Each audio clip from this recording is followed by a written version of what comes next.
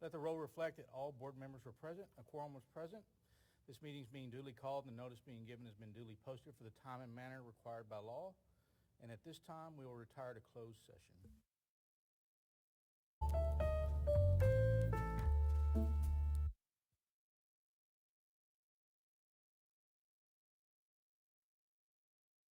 All right, at this time, we'll return to the open meeting and begin our public comments portion of the meeting. These will be public comments related to the June 19th agenda items. And before we get started, I understand we have around 20 public comments. Is that correct? 18. 18? Yes, sir. So you'll be reduced to 2 minutes today for the expedience and efficiency on your public comments. You have 2 minutes to speak. I'll ask Ms. Taylor to go ahead. For quickness, we're going to read through most of the part and your comment card first, so when you come up, you'll just be ready to start speaking. Okay? Yes, sir. All right. Good evening, everyone. As encouraged by the Board of Trustees encourages public comment. All public comment at a meeting other than a regularly scheduled meeting should be limited to agenda items posted for the meeting. By signing up to provide public comment at a board meeting, you are acknowledging and accepting the procedures for public comment available online at lovejoyisd.net. Any individual speaking or seeking to speak during the public comment session of a regular board meeting must complete and submit the public comment card no later than 15 minutes prior to the designated start time provided on the meeting notice. Public comment cards must be completed in their entirety with accurate and truthful information and must designate whether the speaker is speaking on a specific agenda item. Failure to designate an agenda item relevant to the speaker's comments will result in the classification of the public comment as a non-agenda item comment to be heard at a later time in the meeting. Public comment cards are only applicable to the meeting in which they are completed and submitted by the established deadline. Each individual will have one opportunity per meeting to share their comments with the Board of Trustees, not multiple opportunities per individual agenda items. If a speaker is not present when his or her name is called, the speaker forfeits the opportunity to speak at the meeting. All speakers will be limited to no more than 3 minutes. As our presiding officer stated, 2 minutes at this meeting. The presiding officer reserves the right to reduce the number of minutes per speaker to no less than 1 minute per speaker in order to maintain effective meeting management. The speakers will be recognized in the order in which the person signs up. If there are more speakers than time allotted for public comment, the amount of time per speaker may be reduced as determined appropriate by the Board of Trustees. If time does not allow for you to speak at public comment, the Board of Trustees may allot additional time for public comment or defer specific agenda items to review at a subsequent meeting in an effort to allow more public comment as determined necessary by the board. The public comment card will not be maintained from one meeting to the next and is only applicable to the meeting on which date it was submitted. If you have a specific concern related to an employee of the district or a specific student issue, you're encouraged to utilize the district's grievance procedures provided in board policies DGBA local, FNGN local, and GF local, or applicable grievance process. Each grievance procedure allows for an individual to redress grievances with the Board of Trustees. All relevant policies are available online at lovejoyisd.net. Disruptive behavior will not be tolerated in the meeting. If after the provision of a single warning the disruptive behavior continues, the disruptive individual may be escorted out of the meeting by district officials and/or law enforcement. It is a criminal offense for a person with intent to prevent or disrupt a lawful meeting, to substantially obstruct or interfere with the ordinary conduct of a meeting by physical action or verbal utterance. Once again, the Board of Trustees appreciates your active participation in the school district. With that being said, our first public speaker is Ms. Shannon Ayers. For all speakers, we ask that you state your name and address when you approach the podium. We'll also ask if you have students in the district. Rodrigo, you're going to be reading the name and address, and then they'll start speaking when it's their time. Absolutely. Okay, it's Ms. Shannon Ayers. She resides in Frisco, Texas. Her full address was not stated, and she does not have students within our district. Ms. Ayers, your time starts now. Thank you. Over the past 2 years, CDF has been working across Collin County to rid school libraries of materials that are sexually explicit, pervasively vulgar, and educationally unsuitable. Some districts have been more willing to help protect our children than others, but to date I've not seen another district go to such great lengths to protect not children, but to protect the sexually explicit instructional materials in your libraries than Lovejoy. As I listened to Ms. Tinsley's presentation at Monday night's board meeting, I was struck by all of the steps that Lovejoy has taken, all allegedly put in place to protect kids from inappropriate materials. You've created language in your EFB local policy that states that library materials shall not include harmful materials. You've developed a process that allows you to quickly identify obscene content. You've apparently been extra diligent since COVID to ensure that all your libraries have met your selection process. And the best part, you've provided a lot of apparently significant professional development on EFB board policy for your librarians and for members of your reconsideration committees that you claim to have, although there seems to be no record anywhere proving that those committees actually exist. And yet, despite all these efforts, the district that you were elected to govern still willfully provides its students access to materials that district administrators themselves have deemed obscene. There is a law that makes this super simple. It's HB 900. It prohibits schools from possessing these books, period. Once a book is deemed inappropriate by a district administrator, it should be removed permanently. I look forward to seeing how each of you vote today.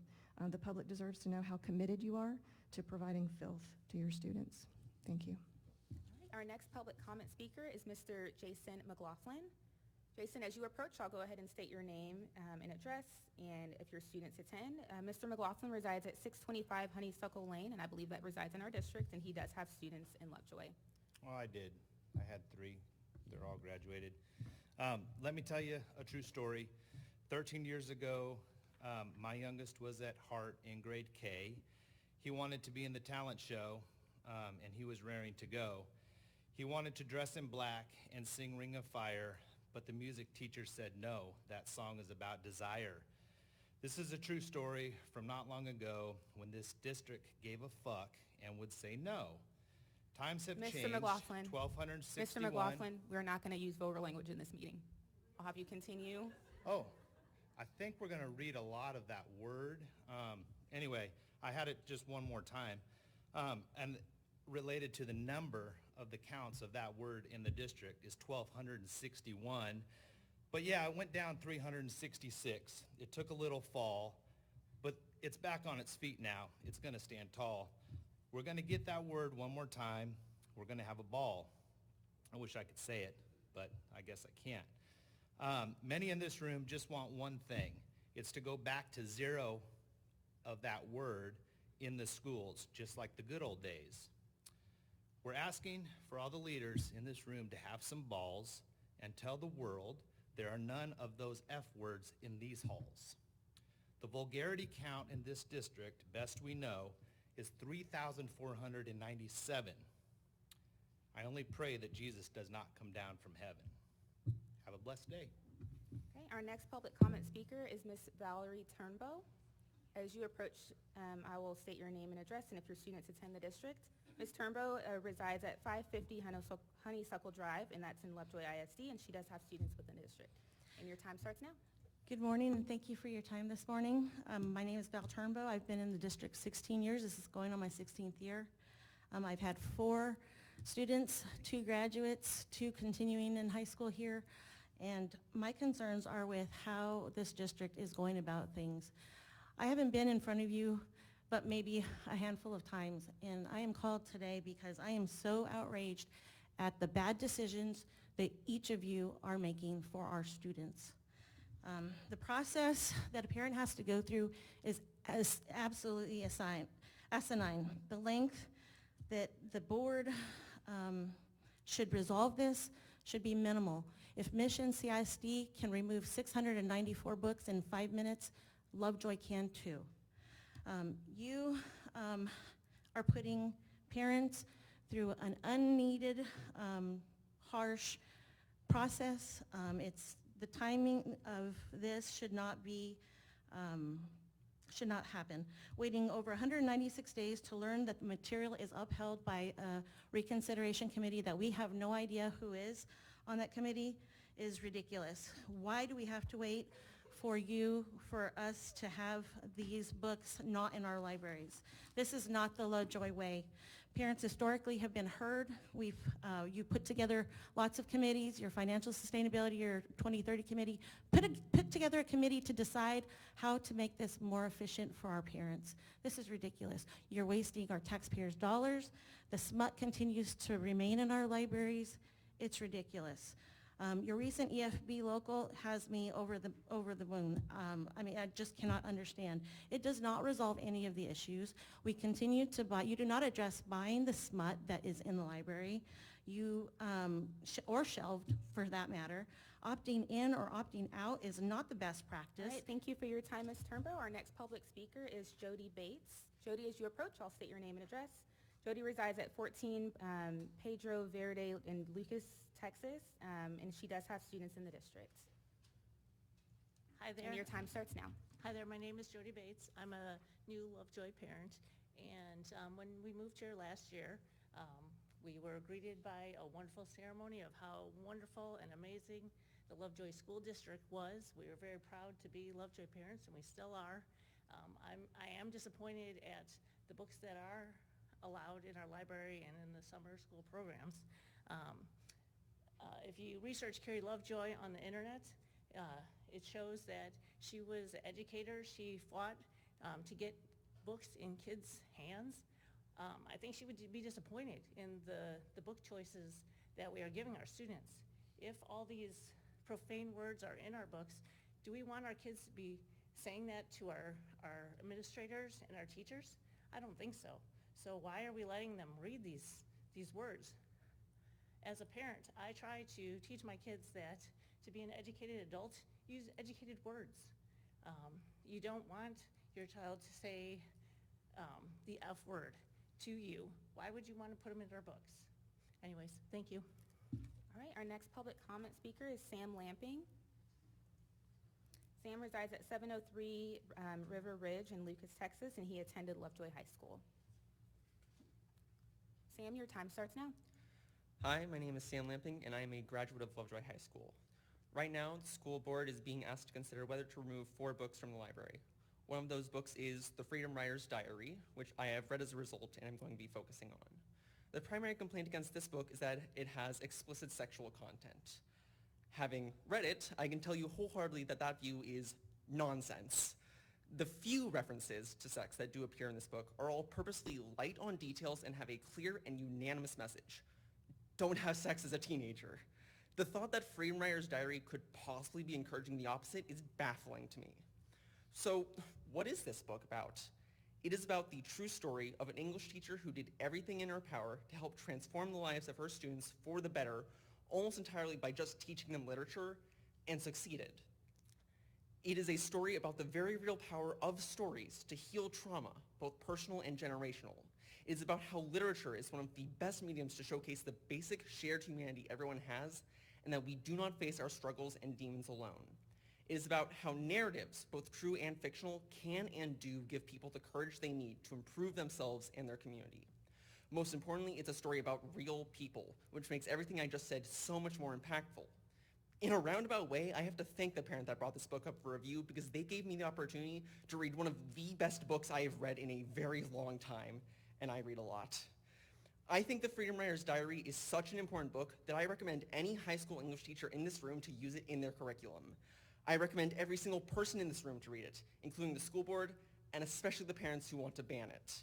Because to try to ban a book that is all about how important it is for children and teens to be reading books is the height of irony and completely disrespects the students who believe so strongly in that message that they collectively wrote this. Thank you for your time. All right, our next public comment speaker is Terry Satterwhite. Terry? Terry resides at 900 Beechwood Lane in Fairview, Texas. Ms. Satterwhite, do you have students in the district?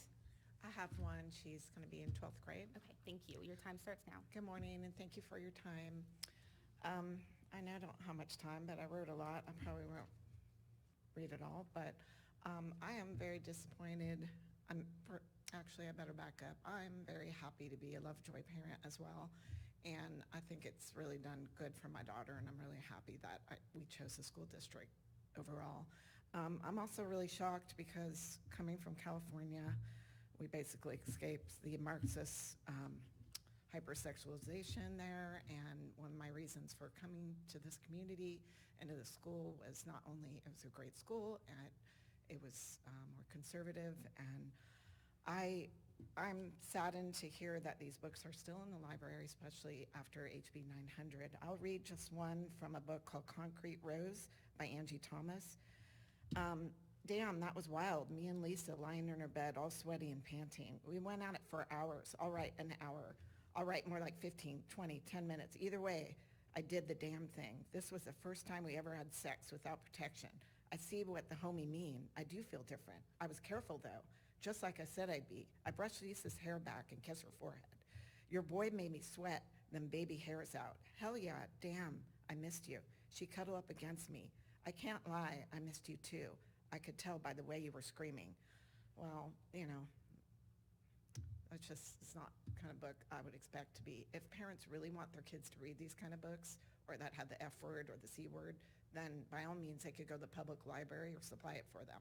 I don't think we're asking to ban all the books, and especially the opt-in would not allow these kids to have access to other books that are not sexually explicit.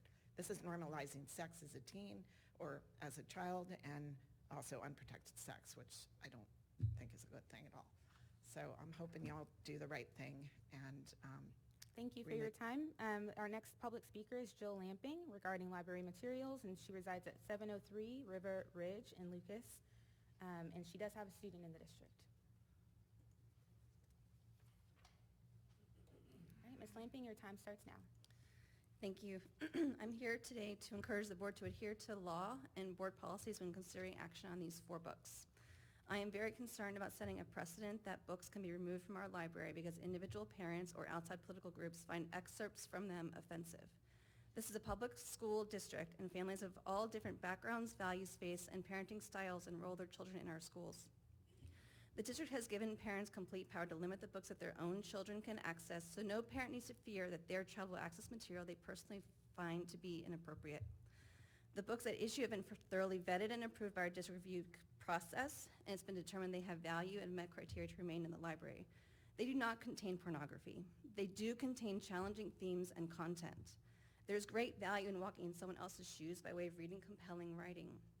Yes, some of the books in our high school contain profanity and sexual content. Students can actually learn how to avoid dangerous, compromising situations by reading about the consequences faced by characters in a book. Students can learn empathy by reading about characters who endure abuse or other difficult circumstances. I'm so glad that I read books by Toni Morrison in high school and again in college that provided a window into challenges and abuse, including rape, that people very unlike me have had to endure. Those images teach lessons that stick with us for life. Books like that taught me empathy, and they taught me to be grateful for the privileged life that I have. I know we're going to hear the most graphic, profane lines read aloud for shock value, but taken in isolation and out of context, the overall meaning is lost. These books must be read and evaluated on the whole. Our libraries must remain a place for students to learn, explore, and encounter stories that differ from their lived experiences. If they do not, we are robbing our students of opportunities to grow and to learn. Thank you. Thank you, Ms. Lamping. Our next public speaker is Kendall Simpson. Ms. Simpson resides at 455 Blondie June in Lucas, Texas, and she does have students in the district.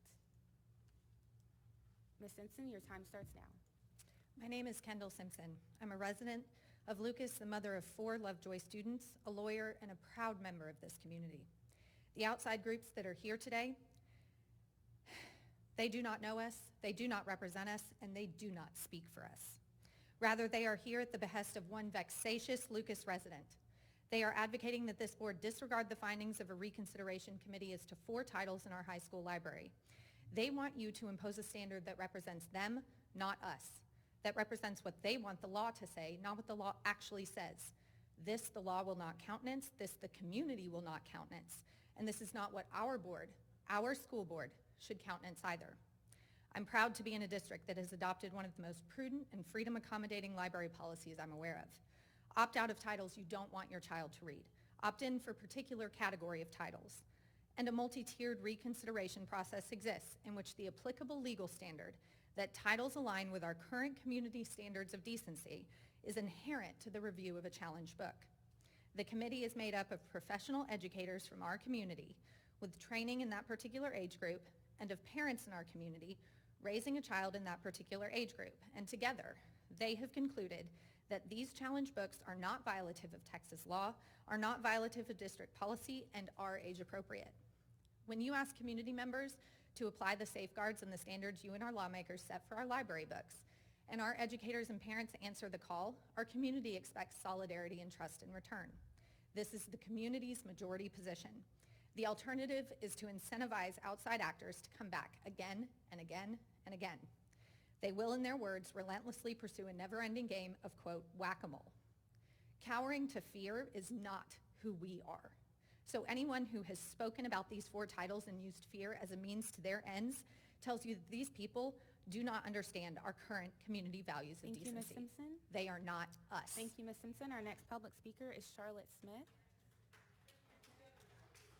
And Ms. Smith is going to speak about library materials, and she resides at 910 Bentwater Drive in Lucas, and she does have students in the district. Ms. Smith, your time. Yes, sir. Cut the disruptions. While other people are speaking and we're transitioning, I'm not going to tolerate it. So if you want to continue, I'll identify you and have you removed. Yes, sir. Ms. Smith, your time starts now.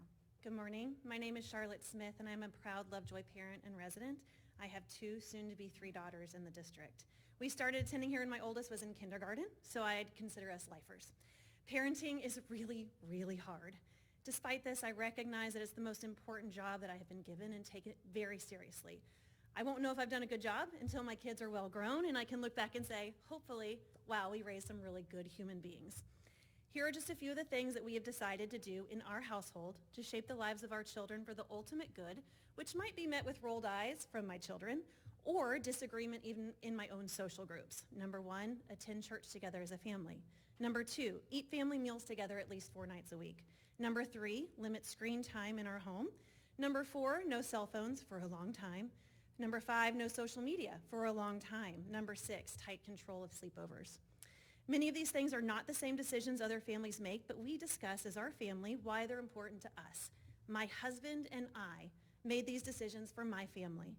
I do not and would never rely on a governmental entity to dictate what my family's morals and rules should look like. That being said, I don't appreciate outside entities and politicians coming into meetings like this to tell me what information I can and cannot access for myself or my children. Is that liberty and freedom? They will have you believe that by not encouraging the banning of these books, it means I read my kids porn as bedtime stories. This is a ridiculous notion. I support laws and regulations. I support the extreme effort our board, admin, teachers, and community volunteers have taken to follow both the law and our own district policies on how to manage questions on materials in our schools. I trust and am satisfied that the hours and hours of work they've done is in the best interest of this community and our children. Our community and the parents of this community are well armed to raise the best humans in Texas, despite politicians and special interest Thank you, groups Ms. Smith. demonizing the Our next education public comment they speaker participate in. is Casey Jones. Casey? And she resides at 1355 Rimrock Drive in Lucas, and she does have students in the district. Ms. Jones, your time starts now. Thank you. Good morning. Today I want to provide alternative thought on this age-old battle that seemingly is designed to take away from the real challenge we have at the state level around public school funding. I also want to share my personal perspective on the library book distraction. Lovejoy ISD already allows and encourages parents to add any books that they do not want their children to access to a list, which prevents them from being able to do so. The district also implemented reconsideration committees to read and review any materials raised into question if they do not meet certain criteria. They will and they have removed books from the library, and as of Monday's board meeting, they continue to add protective measures that enable parental choice. This may not be a popular question, but at what point do we stop blaming the school district and start holding parents accountable for actively parenting their own children? If parents are actively engaged in the children's lives and education, then these measures that Lovejoy ISD has in place should sufficiently protect and prevent them from accessing this material, which they believe to be inappropriate. I have read some of the excerpts that have been posted to social media, and for the record, I would not want my children reading that material either, which is why it is my personal responsibility as a parent to utilize the resources that Lovejoy has already given to me to educate my children on why the material is not appropriate to them. The reality is that most of these children, even at the elementary school level, hold the entire internet in the palm of their hand through either a cell phone or an iPad and can quickly access images and videos that are much more damaging and dark online instantly. It is naive of us to think that the answer is forcing our district to spend countless and costly hours fighting parents over pulling library books and calling it a victory. Unless the people who are intentionally taking time away from the real fight against school funding do not allow their own children to have cell phones, iPads, social media, or play online video games, even at the high school level, then this rinse and repeat argument seems a bit hypocritical and baseless. I now politely ask that everyone please focus their attention on parenting their own children and stop trying to parent mine, because in our house, we consider this a parental softball at best. Thank you. All right, our next public comment speaker is Ms. Connie Marshall. Ms. Marshall? All right, and Ms. Marshall is going to speak on agenda item number 8. She resides at 305 Forest View Drive in Lucas, Texas, and she does not have students in the district. Oh, no, but I did. I've been in this district for 20 years, Okay, your time starts now. and I've been a Lovejoy taxpayer and voter for 20 years. And my kids went all through Lovejoy. We didn't move out here until 2004, and we were hoping they would build the high school, which they did in 2006. My daughter was the 3rd graduating class. So I don't know why that keeps being brought up. But I want to state right now, my children had an excellent education here, but it is not the same school district that my kids went to, I can guarantee you. We didn't have to worry about these books. We didn't have them in there when my kids were here. And I'm here to tell you, y'all yourself, the school board, even classifies a certain book obscene and vulgar. But then the reconsideration committee always comes back and says, oh no, it's educational, we're going to keep it.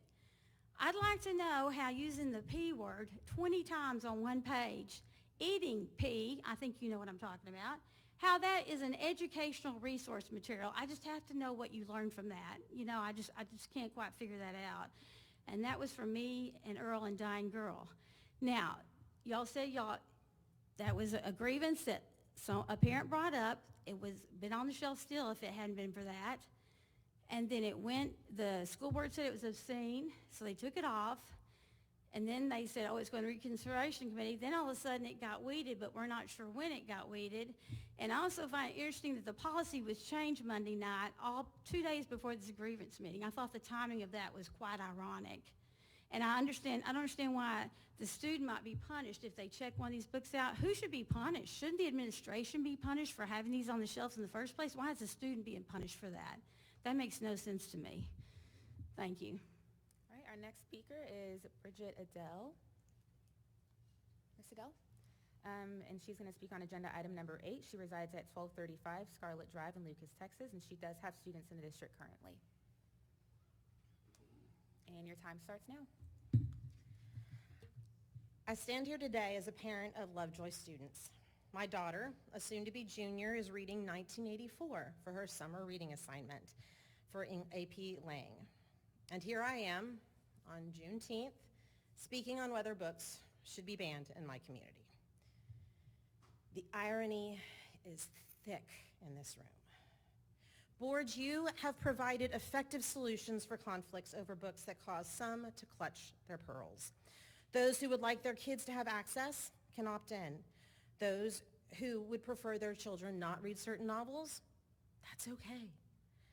Books assigned in class have alternate title options, and yet people still want to limit books further based on their own personal beliefs and political ideals.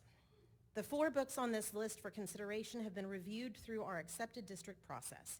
Please do not allow individuals both inside and outside this community to try to manipulate you and get you to argue their political battles.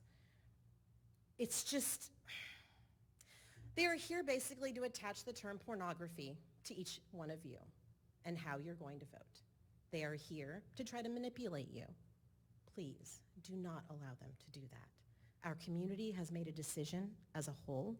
We have agreed with the school district as a whole, and we appreciate y'all allowing the process to do its job.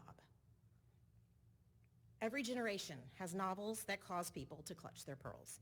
When I was a kid, Judy Blume was going to turn us all into whores. I think we can all agree that didn't happen.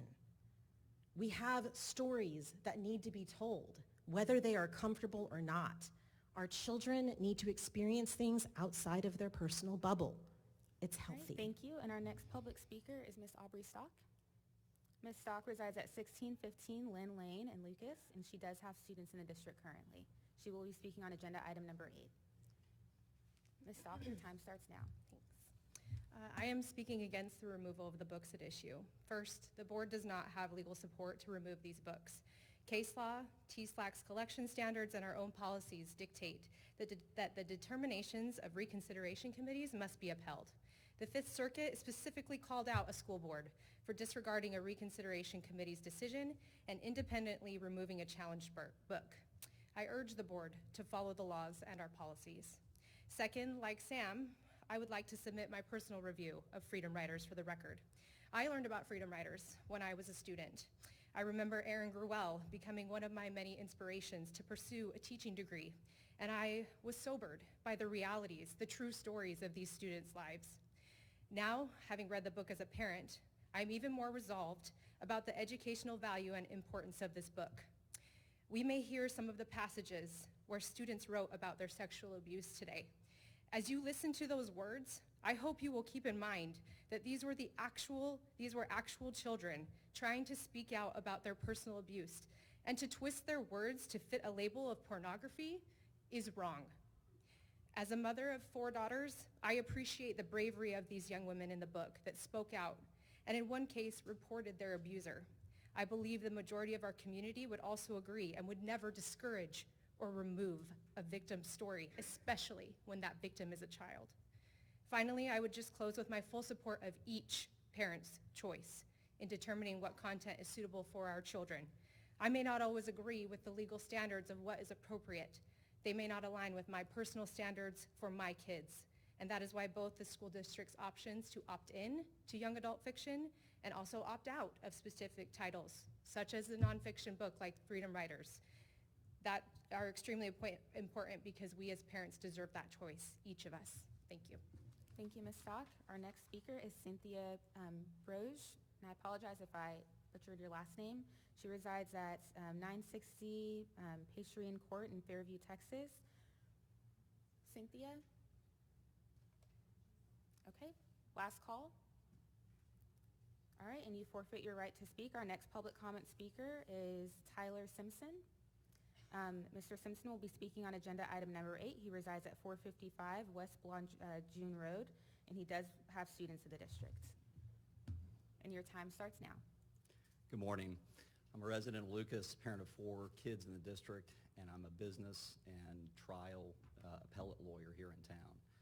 I've got First Amendment experience before the United States Supreme Court, and I'm here to offer my legal opinion on the risks to the district if it bans these materials. As one of our prior speakers mentioned, a large part of the Readers Act has already been enjoined by the conservative Fifth Circuit Court of Appeals. This was not something that was done for political reasons. It was authored by a former Texas Supreme Court justice and prominent conservative legal jurist. And although it concerned a different aspect of the law than what's at issue here, the same vagueness problems apply. A prominent politician's involvement in this banning effort makes this effort appear ideological, not for pedagogical reasons, especially given that district employees and volunteers in the process have already okayed the books at issue. Each one of you, if you haven't read the book and you decide to ban it, the first question I would ask if I was a lawyer in your deposition, did you read the book before you banned it? If you didn't, it's going to appear ideological and political, not for pedagogical reasons. And there's a prominent lawsuit down in Florida in a federal court before a Trump-appointed judge where challengers to the board's decision to ban a book actually ended up sustaining claims against the school district. So keep that in mind. One other thing I want to point out is Representative Patterson's involvement in this. Do not defer to his judgment. He's come to our community and said terrible things about our district, including that he said that you, our board members, are, quote, weak leaders who bow and hide behind leftist lawyers. Don't give in to his political pressure. Do the right thing. Thank you. Thank you. Our next public speaker is Lee Moore. Lee. She will be speaking on agenda item number 6, and she resides at 1840 Hammerly Drive in Fairview, Texas. Ms. Moore, do you have students in the district? No. Okay, thank you. Your time starts I'm here as a CDF non-political volunteer and a friend of Laura. I'm going to talk about the instructional resource that apparently will enrich or enhance the TEKS curriculum because it was sent back to the schools after first being deemed as unsuitable by the assistant superintendent. 19 Minutes by Jody Picoult, which is about a bullied student who resolves his anger by killing 10 of his classmates, where he provides the instructions of his step-by-step how-to process to become that school shooter. Maybe the instructional part of the book is the triple X-rated graphic sex scenes in the book. Josie could have stopped him, but Matt shifted his weight and came down on top of her. He started to move faster, bucking against her like a fish released from a hook on a dock. He was inside her, pumping so hard that she scooted backward on the carpet. Semen, sticky and hot, pulled on the carpet beneath her. Is that instructional material? Or is it when the girl becomes pregnant? And this book explicitly describes home abortion options to how to research it, including recipes like some she already knew, the old wives' tale about sticking a knitting needle up inside her, or drinking laxatives or castor oil, using a teaspoon of the dried herb per cup, half a cup, 3 to 4 times a day. Don't confuse tansy with tansy ragwort because that's fatal to cows. Think about this, board members. Would you want your own child stumbling across this book for the triple X sex scenes alone, let alone if it were struggling from being bullied or, God forbid, pregnant and trying to use one of these home remedies? My gosh, this book describes fetal murder. And your flawed process is almost always sends these books from your first step, and then it sends them back into the schools. Do you want that on your conscience? Young minds can't process these concepts. You have the power to change the process. Remove these books. All right, thank you. And our next public speaker is Amy Gatlin. Ms. Gatlin, and she resides at 1806 St. John and Allen, and she's speaking on agenda item number 8, and she does have students within the district. Ms. Gatlin, and your time starts now. Thank you. My name is Amy Gatlin. I wanted to share about the book Concrete Rose by Angie Thomas. I was first introduced to Angie Thomas when my twins were in a public magnet school for 6th to 8th graders that was very diverse.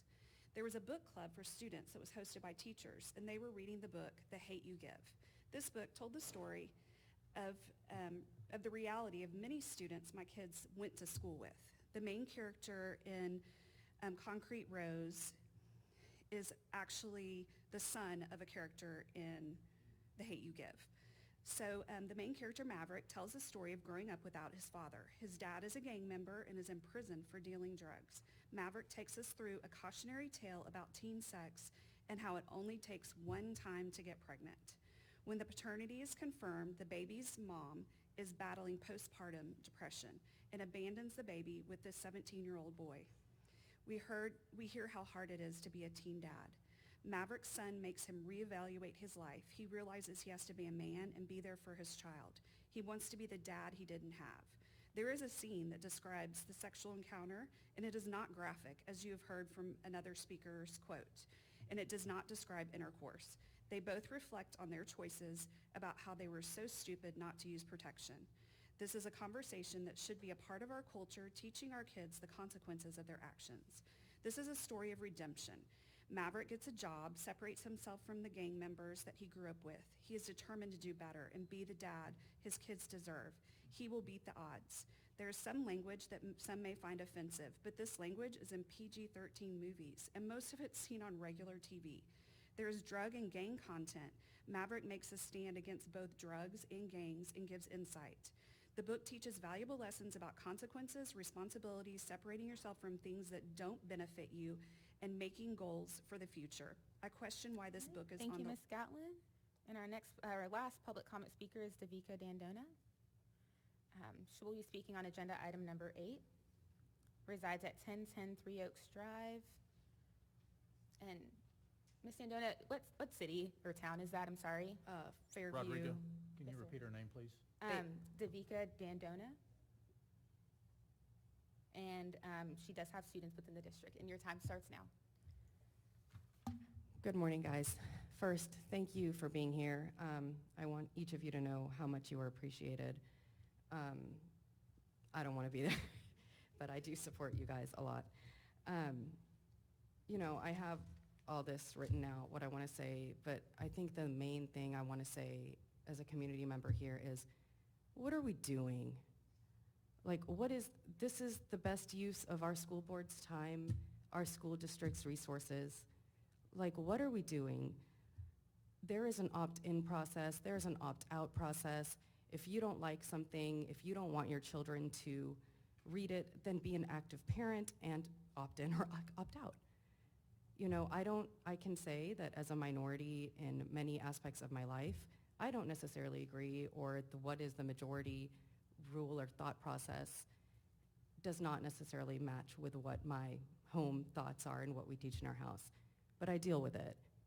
And here, in this option, you guys have given the citizens here and the community members here the option to opt in or opt out. That's more than, you know, most people have with many things that are forced upon them in life. There's a lot of sensationalism that is going on here. A lot of people want to read passages out of a book and say they're porn, and then they want to attach your name to them. And I want to tell you that nobody here believes that. Nobody in this community believes that, or the majority of this community doesn't believe that. You represent us, the community members here, and I think you have heard, and through email, through conversation, through everything, that what you have done represents this community and what we want. Please do not give in to this sensationalism. I appreciate each of you, and I have raised my children besides many of you. So thank you. All right, thank you so much. President Owens, Board of Trustees, Superintendent Cordell, that's it for our public comments today.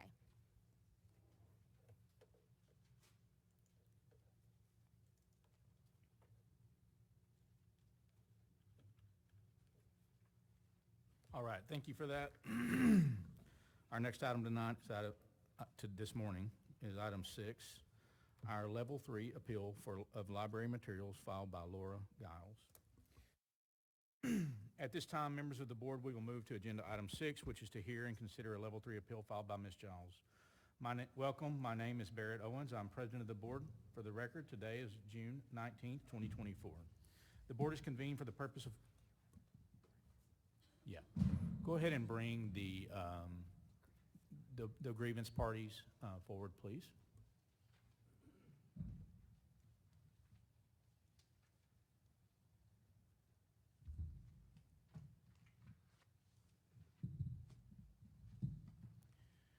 The board is convened for the purpose of hearing a Level 3 appeal brought forward by Ms. Giles in accordance with board policies FNG Legal, FNG Local, and EFB Local.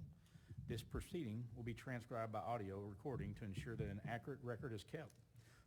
The portion of the proceedings in which the complainants and the administration present their statements will be recorded by audio. The board's consultation with its attorney, if needed, will not be recorded. For the record, each person is asked to state their name, reason for attendance, and relationship to the compliance, if applicable. And we will start with our board members. Marvin, if you don't mind. Marvin Bobo, Board of Trustees. Jason Janes, Board of Trustees. Julie McLaughlin, Board of Trustees. Jeff Wood, Vice President, Board of Trustees. Barrett Owens, President, Board of Trustees. Katie Cordell, Superintendent. Amy Smith, Secretary, Board of Trustees. Mark Wenis, Board of Trustees.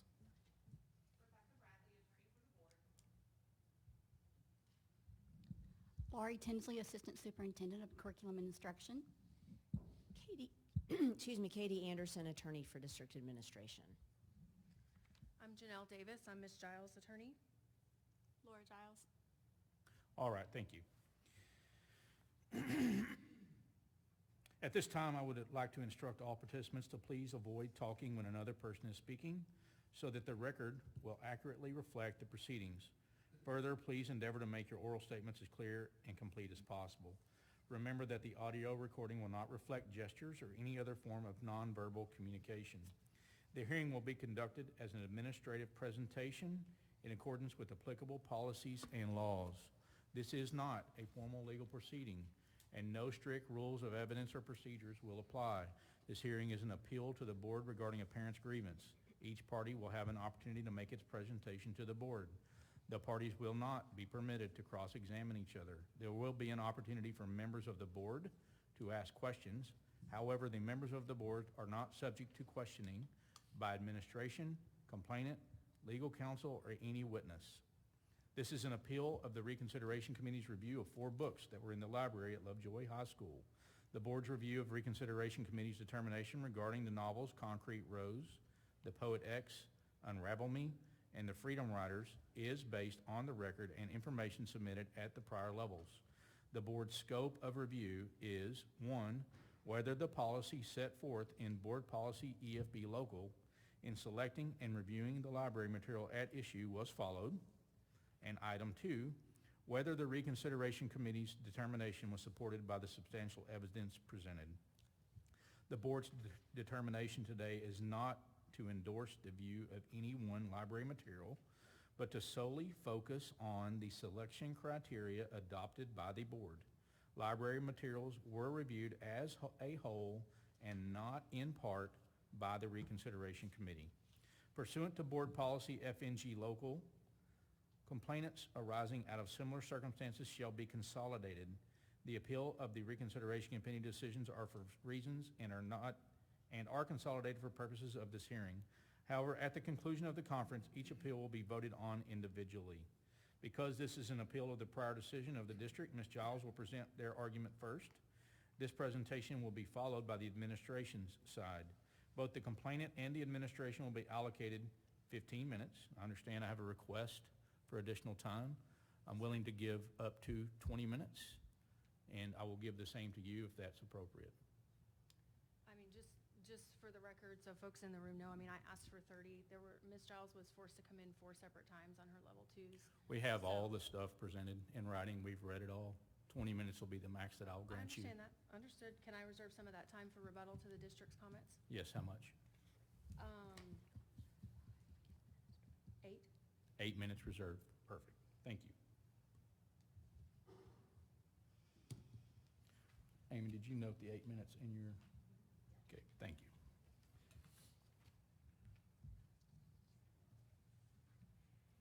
Would you like to reserve any time? Yes, please, 5 minutes. 5 minutes for administration, Amy.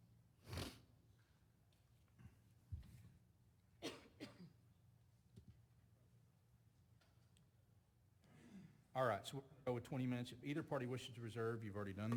Let me move.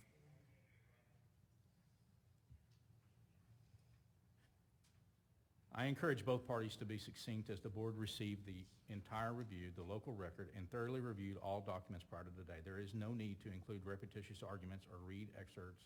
Rather, please provide the most salient points to the board in your arguments. Does anyone have any questions as to how this hearing will be conducted? No, sir. No, sir. Okay. Now that we have reviewed the procedure for the hearing, it's time to determine the qualifications of the board members to hear and consider this matter. If any board member feels that he or she cannot do so, the board member should state at this time and not participate in the hearing. Do I have anyone that needs to not participate? All right, let the record reflect that each member of the board present has indicated that he or she can consider the information presented at this hearing and make a decision in a fair and impartial manner. Ms. Giles, who will be making the presentation on your behalf? Janelle Davis. All right. Ms. Davis, you have 20 minutes to make your presentation. Actually, you have 12 since you reserved the 8. The Secretary of the Board of Trustees will keep the time and will indicate when you have approximately 1 minute left, so we'll let you know at 11 minutes. Okay. You may proceed with your presentation at this time. Thank you. Good morning, everybody. You know, I'd not really planned to focus a lot on the content of the books that we're talking about today because you do have the materials and you can look at the content for yourselves. But I do want to mention a couple things since it came up in public comment. Ms. Giles is not saying that lessons can't be learned from all books, okay? That's not why we're here. Obviously, there are some lessons that can be learned from every book. But I want to tell you specifically with respect to, for example, Concrete Rose, and I bring this one up in particular because a public speaker was interrupted for using the word fuck, and that word is in that book 16 times. So please help me understand how it's okay for that book to be in our libraries, available to minors, but he can't use that word in a boardroom full of adults. It also includes multiple other explicit words, over 200 or so times. also some comments made about the importance of letting kids read stories of abuse, as if their knowledge of sexual abuse will somehow make it less likely for children to be abused. Ms. Giles and I sit here today in front of you both as victims of rape, and we both would submit to you that letting students read books about rape and sexual abuse desensitizes them to that content. It does nothing to protect them from sexual abuse. The issue somehow of funding came up in the comments, which I find interesting because you pay your superintendent $250,000. You're paying for at least 2 attorneys to be here today. You've paid for administrator time for 9 months jerking this woman around on these 4 books. So funding doesn't seem to be an issue in some circumstances. And I would submit to you that to the extent there are taxpayer resources being wasted here, they're being wasted because of your policies. And of course, we heard the tired tropes about book banners, clutching pearls, and how the irony is really thick about what we're here for today. But first of all, these things are all just wrong. First, we're not trying to ban any books. We're trying to keep harmful material out of the hands of children. And the reason we're trying to do that is because it is the law. So anybody's opinions about whether we're trying to ban books or whether we don't want quote-unquote porn in front of kids are irrelevant. HB 900 is the law, period. And this district is not complying with it. HB 900 prohibits schools from possessing harmful material as defined by section 43.24 of the Texas Penal Code.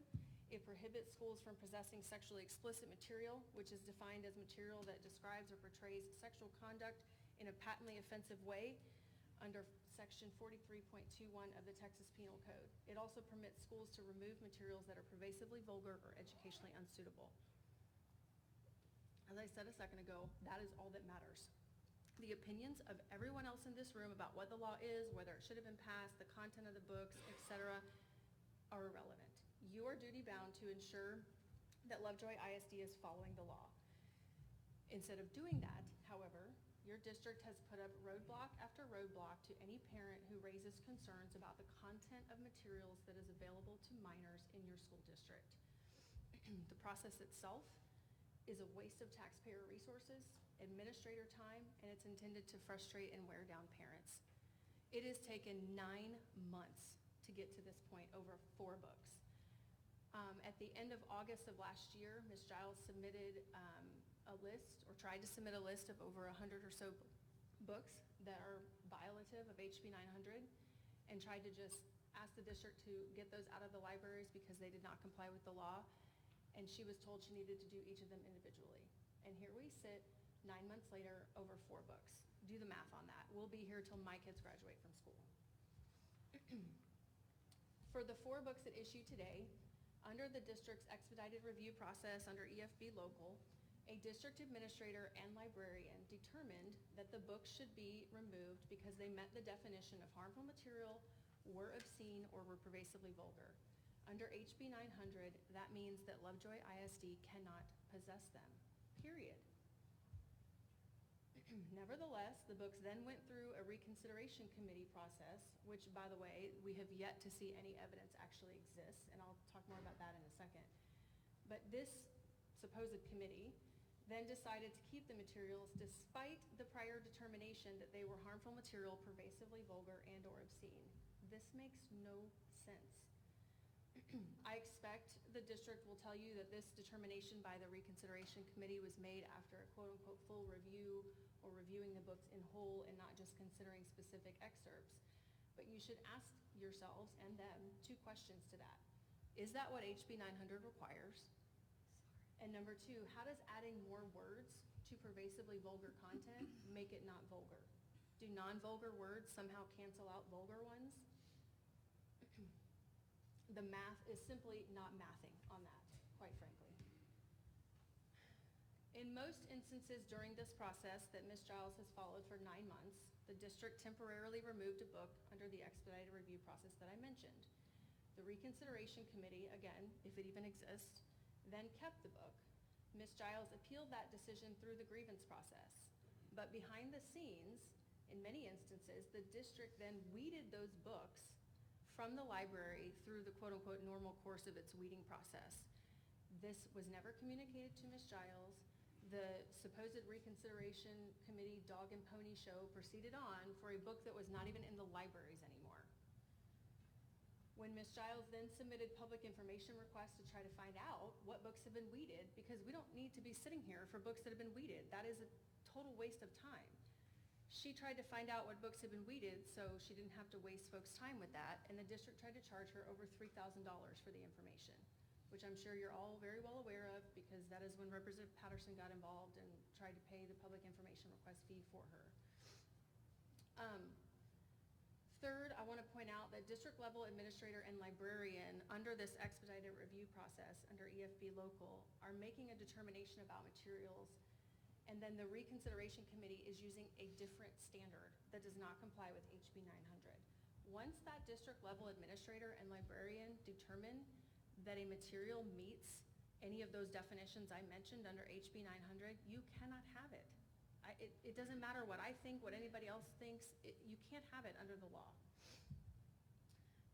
On the reconsideration committee point, I want to mention, one of the speakers in public comment mentioned knowing folks who sat on the reconsideration committees, which is interesting because public information requests have been submitted multiple times to try to learn the composition of those committees, who's on them, when are they meeting, how often are they meeting, and we have been told that no such responsive information exists.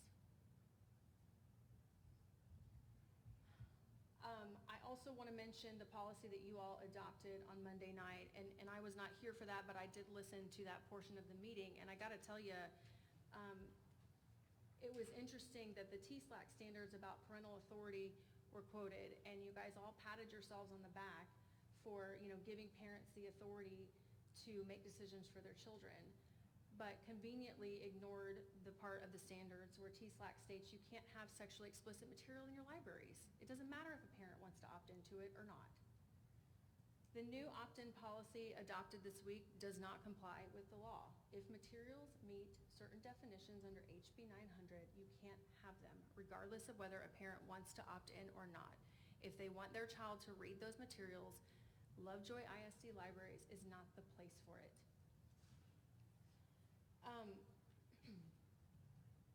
On the point of student discipline under that policy, it's my understanding that hasn't officially been adopted yet, but it is going to be the recommendation of the district that in the new student code of conduct, if a child tries to access or read material in the library that their parent has not opted them into, that student is going to be subjected to discipline. And I gotta tell y'all, in terms of wasted time and resources and paperwork and just nonsense, that has got to be the biggest load of nonsense I've ever heard. You're going to opt students out of discipline for vapes, but you're going to opt them into discipline for materials that you aren't even supposed to have. That makes no sense. Instead of forcing your administrators to comply with the law, you're instead shifting the burden to parents and students and subjecting them to discipline, disruption of their education, etc. More administrator paperwork, more administrator waste of time, because you won't force your administration to adopt policies that comply with HB 900. Giving parents the ability to opt out of specific titles, we heard that multiple times today. We've heard that for the last 2 years, however long we've all been having this discussion about books. That is a complete red herring. Again, I've said this multiple times, but that does not comply with the law. If a book or an instructional resource meets the definitions under HB 900 for sexually explicit material, you can't have it. And second, it assumes that parents even know what's available in your libraries or in your online catalogs or in your classroom libraries, which aren't even accessible for parents to search online. They would have to literally go classroom by classroom, library by library, and look at the materials that are there. There are thousands of titles in your libraries. Parents would literally, it would be more than a full-time job to try to figure out, okay, what's there, what's not there, what should I do, what should I not do, instead of simply complying with the law and doing what you are legally bound to do. You have adopted a policy that shifts that burden that is yours to parents. And I'll reserve the rest of my time for rebuttal. Yes, that was 11 minutes. All right.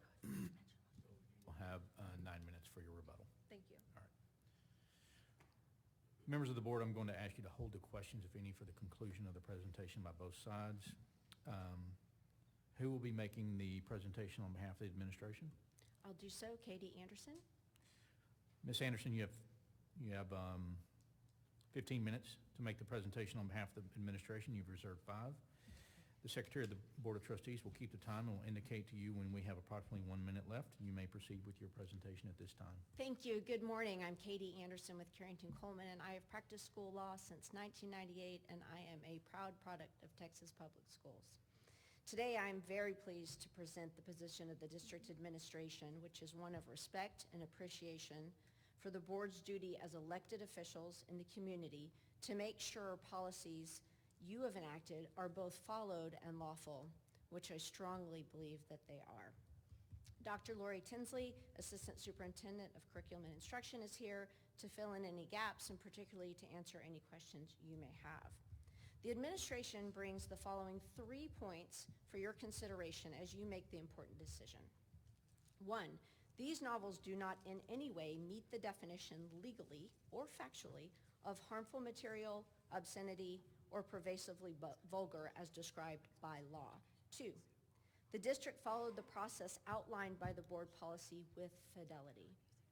3, the substantial weight of the evidence supports the reconsideration committee's decisions.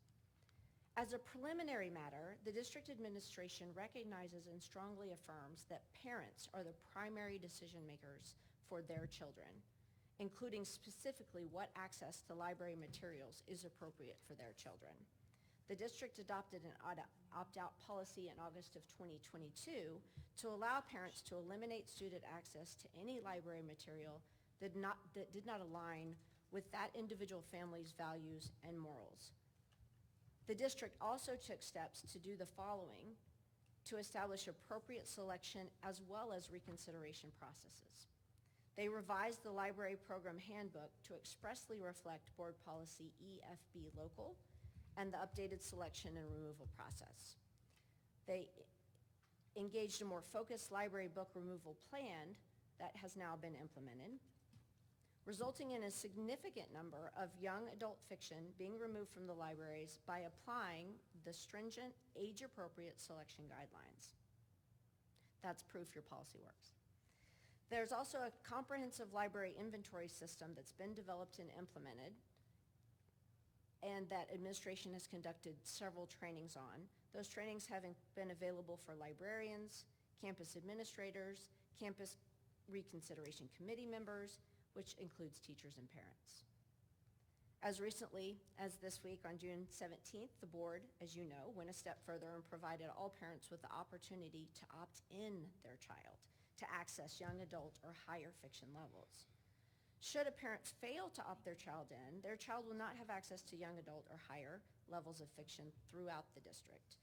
This action gives parents the opportunity to review the library materials online, which they can do, and make a determination that is right based on their knowledge of their individual students. You know, as well as anyone knows, that students of the same age, even in the same grade, are not at the same maturity level, regardless of those factors being the same. Today, there are 4 books included in this grievance, and each reconsideration committee reviews, and did in this case, whether the books constitute harmful material or obscenity as a threshold determination before the consideration of moving to the next step, the selection criteria. Only if the book is not deemed unlawful does the reconsideration committee then review the selection criteria, as was done in this case for each of the 4 books. Based on Ms. Giles' appeals, it is clear she has a fundamental misunderstanding as to the legal definitions of harmful material and obscenity under the Texas Penal Code. In fact, Ms. Giles fails to acknowledge that to meet the definition of harmful material, the novels must be of no utterly redeeming social value, which is a very high standard, and must be reviewed and has to be reviewed as a whole. As you know, you've probably been quoted a time or 2 of something out of context. When it's out of context, it's misleading and it's inaccurate. The book subject to this grievance, when taken as a whole, are not without any social value. We heard quite a bit from your speakers today of specific personal value to many of them. The books are written by female authors sharing coming-of-age stories and life experiences of the main characters. Ms. Giles selected passages to support her understanding that the books constituted harmful material is out of context. It's also an affirmative defense that harmful material may be displayed if it is for an educational purpose. Again, none of these books have been deemed harmful material. Similarly, Ms. Giles fails to show that the challenge books contain obscenity when reviewed as a whole. In fact, there appears to be a pattern of misunderstanding of the district's utilization of the expedited interim review, which was adopted to allow the district to review materials, in part, if they were lengthier text, and remove them from the shelves temporarily if it was alleged that those materials constituted harmful material or obscenity. But that determination was based solely on the information asserted by the complainant, whether true or not. The books were not reviewed as a whole until the reconsideration committee met. Ms. Giles thought the district was making an admission about the content when in fact it was a regurgitation of the policy language that did not tell the whole story, which only occurs after the entire book is reviewed. This confusion was addressed in the Level 2 appeal response you have in front of you. I want to alert the board to an important consideration, and that is, ultimately, the review committee makes sure no portion of work is taken out of context. They do this by reading and analyzing the entire book as a whole, which is the only way it could be fairly viewed and considered as meeting the district's requirements, as well as legal ones. As the process shows, these books are lawfully allowed to remain in the district's libraries. That said, any parent, including Ms. Giles, can be the ultimate decision maker of what their child reads from the district's libraries and hopefully otherwise. Looking at district policy, EFB local, it outlines a very rigorous process for both selecting and evaluating library materials. Library materials are materials for voluntary inquiry, not a direct or required method of instruction. There is no legal or pragmatic requirement for a student to check out library books. For each novel here, the district completed the expedited interim review based solely on the allegations and content presented by Ms. Giles. Then the reconsideration committee, made up of 2 parents, a librarian, 2 teachers, and a campus administrator, read the library material in its entirety. The committee reviewed the text to determine if they were unlawful, and if not, to then apply the selection criteria. 3 committees with different stakeholders reviewed the books and made a determination based on the information reviewed. The standard is substantial evidence. The committee reviewed the text, professional reviews, the age groups, and other selection criteria and found the books to be in compliance with district policy EFB local. The substantial weight of the evidence supports the committee's determination and outcomes. To be clear, the administration is not endorsing any ideas expressed in the books at issue, and it's not asking you to endorse the ideas either. Rather, the administration is here to allow the board to make the determination whether the administration followed district policy and state law, and whether the determination at the reconsideration committee was based on the substantial weight of the evidence. The district administration, in partnership with the board, continues to provide deference to parents to choose what is right for their individual student without allowing the administration or another parent to make that choice on their behalf. Thank you. That was 8 minutes and 20 seconds. 8 minutes and 20 seconds left. That's how much was used. So of the 15 minutes, you're making me do quick math. 7 minutes. Of the 20 minutes. So she has 12 minutes for rebuttal. Thank you. All right, thank you for that. Ms. Davis, at this time you have reserved 9 minutes for rebuttal. You may make your rebuttal presentation on behalf of the complainant. The board secretary will indicate to you when you have approximately 1 minute left. You may begin now. Thank you. You know, the one thing that always strikes me when I help parents with grievances and other issues is the notion that gets spread that they are somehow anti-public education, or they hate teachers or administrators, and they're the reason teachers and administrators are leaving the profession.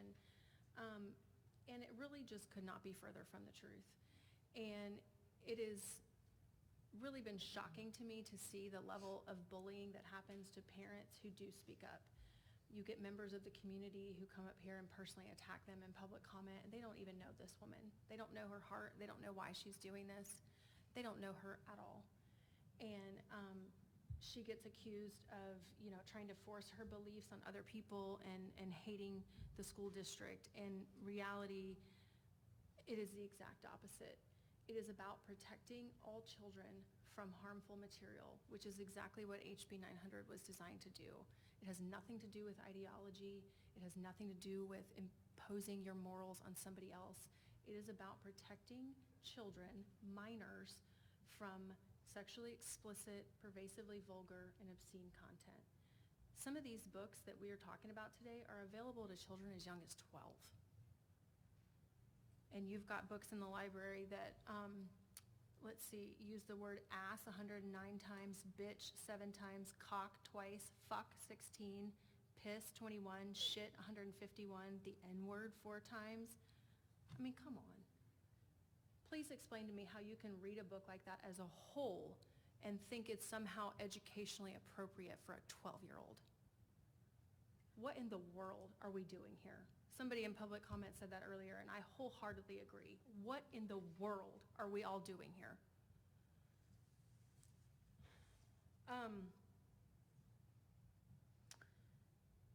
I want to remind y'all, I forgot to mention this earlier, that, obviously the request for relief we're asking for is for these 4 books to be removed from the libraries online as well, and any classroom libraries, permanent removal. And then also for the policy to be changed that once the administrator and librarian determine that a book has met the definition of harmful material, pervasively vulgar, or obscene, that's it. There's no need to go through the reconsideration process at that point. They keep talking to you about as a whole, as a whole, as a whole. That is not what the law requires. And again, I would submit to you, please explain to me how non-vulgar words or good lessons can make a pervasively vulgar book or a sexually explicit book somehow not pervasively vulgar. That doesn't make sense. The policy that you all have, EFB local, and the standards that are in there, it does not include all the standards that are applicable under HB 900. And I can point you to it specifically here in just a second. That's okay. While she's looking for that, I will also just point out to y'all that your student code of conduct, there are multiple provisions in this student code of conduct where students can be disciplined for speaking some of the words that are in these books, for sending content that's in some of these books. They can be disciplined for it. Why in the world are they allowed to go in your library and read it if you're going to subject them to discipline for it? On the policy point, where's the other one? This is the policy. I know you had the, which one? This. No. This. Code of ethics. No.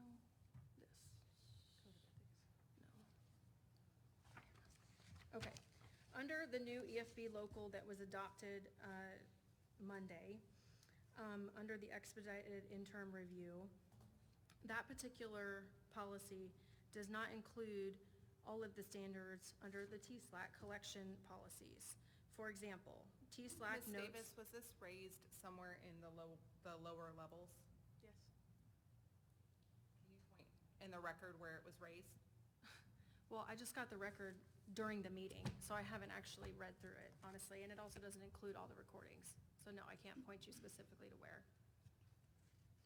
But since this isn't an official legal proceeding, I would like to be allowed to discuss it. Unless we want to just continue to hide the ball and jerk people around. The EFB local policy...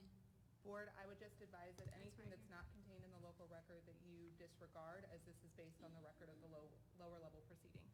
Thank you. And under your local policies, you basically have the authority to do whatever the heck you want. I would point you to the request for reconsideration of instructional resources for Poet X. This is part of your local record. And this is on the level 1 complaint form, page 2. Ms. Giles pointed out that EFB local board policy does not include all the selection criteria and guidelines, as defined by HB 900, passed in 2023, or the TSLAC guidelines. The TSLAC guidelines include that schools cannot have, per HB 900, library material rated sexually explicit, or library material that is pervasively vulgar or educationally unsuitable. Those standards are not included under your EFB local expedited interim review policy. I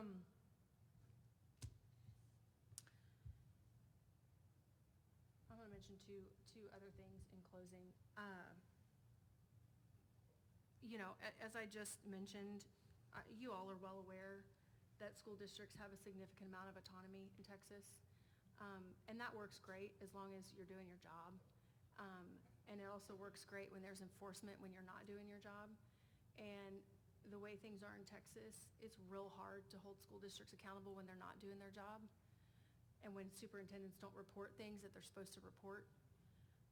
In this particular instance, because you are violating the education code under HB 900, we can appeal this to the TEA, and we do intend to. The commissioner has jurisdiction over this, and we do intend to, you know, take it that route if we need to, which hopefully we don't, because again, y'all have already spent enough taxpayer money and time and administrator time and resources that could be better directed elsewhere when all you need to do is just comply with the law and stop forcing parents to do your job for you.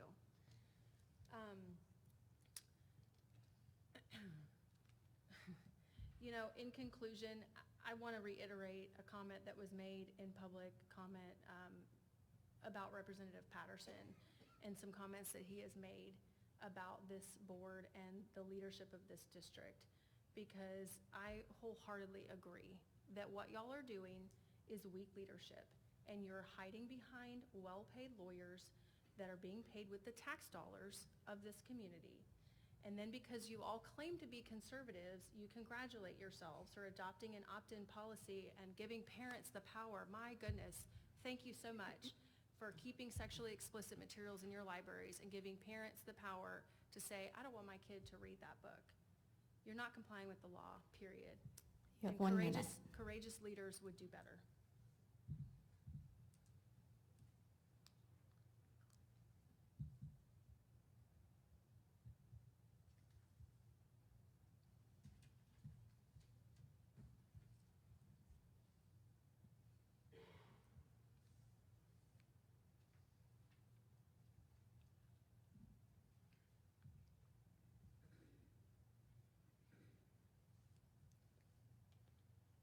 All right, thank you. At this time, you've reserved approximately 12 minutes for your rebuttal. Ms. Anderson, you may take your, you may make your presentation on behalf of the board, on behalf of the administration. The board secretary will let you know when you have approximately 1 minute left. You may proceed. Thank you. Ms. Davis says that you are forcing parents to do a job for you and shifting the burden to parents. Instead, you are giving parents the freedom to make decisions in the best interests of their own children, and they are best poised to do so. Notably, all 4 books at consideration today are in the high school collection, not in the lower schools, not in the middle schools, not in elementary schools, only high schools. So the ages of those children, as you know, is not typically 12 years old. It's significantly higher, and that's an important distinction. The law that's been cited over and over is enjoined, meaning it is currently unenforceable, meaning you are not required and in fact should not be following it. The complainant is asking for a result that does impose her personal individual will on those of all parents and assuming her beliefs are aligned with those of every individual parent in Lovejoy ISD. In your district, you recognize the diversity of the student population and family ideologies. And as such, we, the administration, value an individual family's ability to determine for their children what is appropriate and aligned with their own family values. Ms. Giles' intention to remove any book that she views in her objective opinion is not only not required, and in fact, it's not really even allowed. You've got a process, a due process, a fair process with notice, with hearing, with appeal rights that goes through a rigorous review. That's happened in this case. by important stakeholders selected for the process and familiar with it, who have an objective view of coming in and looking at the context of a whole. The process must be and was followed and gave you a result that you can feel confident about and uphold. Notably, after the district made the process available via direct emails to parents, to date, only one parent has chosen to opt out of library materials since 2022. Ms. Giles is not one of them. The district is also working to increase awareness of the opt-in process by posting this process online and will be adding it to the student handbook for the 24-25 school year. District administration appreciates your time and attention to this matter and asks that you uphold the review committee's decisions to allow the books to remain. Thank you.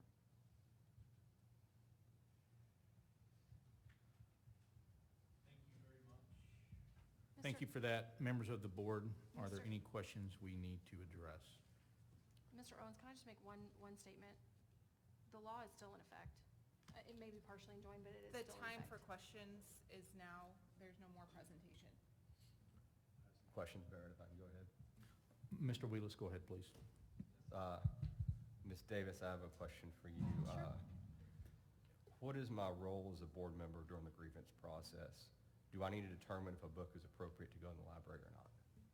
I think you need to make sure the district is following the law.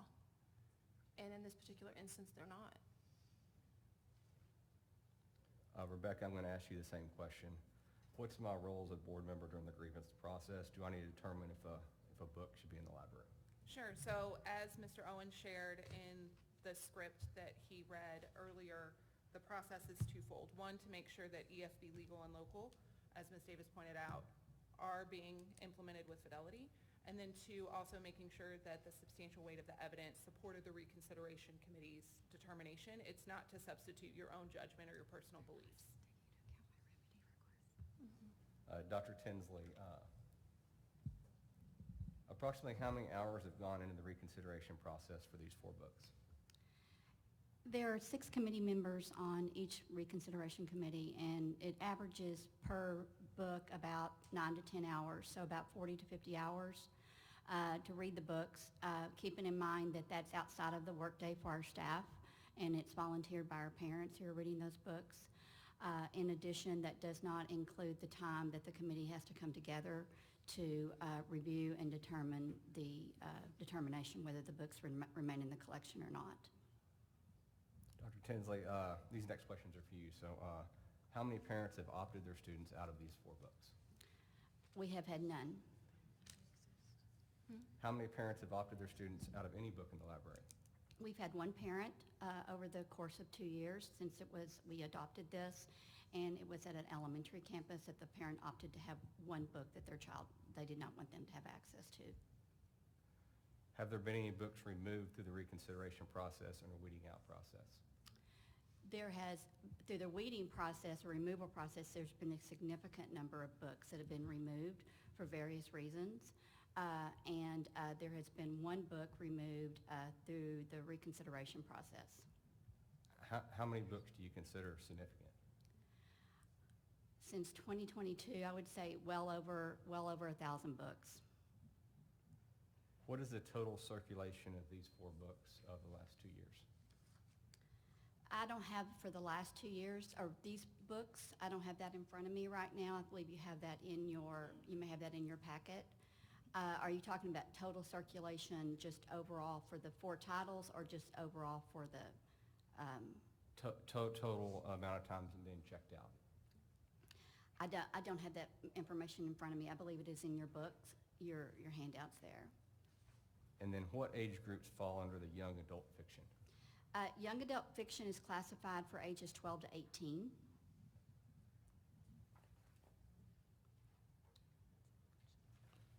There was a question raised about the legitimacy of our reconsideration committee's process. Can you speak to that, please? Are you referring to the? I think they said it was a sham process and it didn't happen, or I don't know what the words were, but they insinuated that it possibly was not done in accordance Correct. to how it's been presented. Okay. Can you address that? Absolutely. So we follow board policy as far as the makeup of the reconsideration committee. At the time, we've had 4 different committees at the high school operating to review the 16 books that have been that we have moved forward for reconsideration. Those committees are made up of a campus administrator, a school librarian, 2 parents, and 2 teachers. We train them in the process. They utilize the board policy to determine and follow the process as far as whether the books meet the criteria to remain in the collection or not remain in the collection. The committee is expected to read the book, and every member is expected to read the books in their entirety prior to convening to determine the determination whether or not it would remain in the collection or not.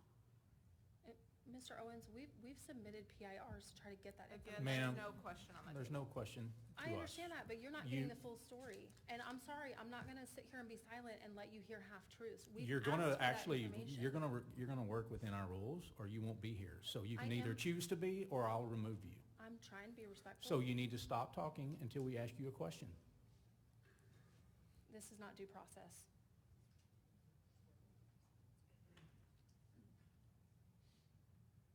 I have a follow-up question to that. So as part of the reconsideration committee's process, was part of their process to evaluate the title as obscene or harmful?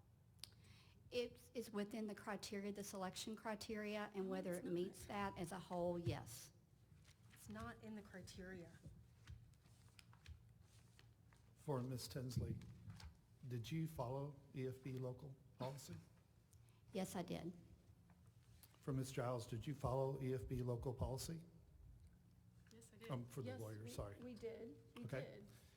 did. Is, Rebecca, is the EFB local policy a legal policy? It incorporates the legal standards. So you have EFB legal, which then EFB local is created in conjunction to meet those requirements that are set forth in EFB legal. So yes. I know. Ms. Thank you. Davis, can you raise your question to me now so that we can, Well, it's not. can you make your statement, My brother? statement is, we have submitted, Ms. Giles has submitted public information requests to try and figure out who is on these reconsideration committees. Are they following the selection criteria that's in here? Are they following some other criteria? Is the makeup of the committee consistent with the policy? She has been told twice, no such responsive records exist. And now all of a sudden, there's all sorts of information from the district about how these committees are working. Either the information exists and they lied and didn't give it to us, or they're doing all of this by phone or in person and not in any writing whatsoever, which I find incredibly not credible, or the committees don't exist. It has to be one of those. We've tried multiple times to get that information. It's all smoke and mirrors to try to hide what's really going on. And I gotta tell you, it's what they're trying to do, because you asked about the weeding process. A lot of the books that she's submitted for reconsideration have been removed through the weeding process. And they're doing that, I would submit, because they don't want to get yelled at by these people in the gallery here who speak in public comment and tell you they want all these books in the schools and they want parents to have the ability to choose. So they're doing it in a way to avoid that sort of criticism, which is not good leadership. Mr. Owens, did you get your question answered? I got my question answered. Again, it's not due process, y'all, and it's all smoke and mirrors, and it's all a dog and pony show, so you guys can do whatever you want. Are there anyways. other questions from the board? Yes. Ms. Davis, when were you retained to appear in this matter? It's attorney-client privilege information. When you were retained is not. Well, I believe that it is, and it's not relevant to our grievance. Okay. As a Who retained you? I'm Ms. Giles' attorney. Is she paying your legal fees, or is It's not another relevant entity? to our grievance. Okay. Are you paying the district's legal fees? Ma'am, you're not allowed to ask me questions, and Well, if you refuse to answer my question, that's fine, I'll move on. This is an administrative hearing. I'm not a judge. You're not under oath. If you don't want to answer the question, I'll move on.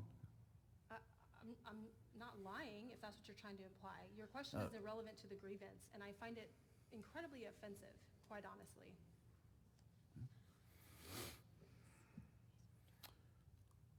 Ms. Tinsley, in the last 2 years, how many grievances has Ms. Giles filed apart from the book challenges? 7 grievances have been filed during the 23-24 school year, and 1 grievance was filed in 22-23 school year. And how many PIRs in the last 2 years has Ms. Giles filed? There have been 23.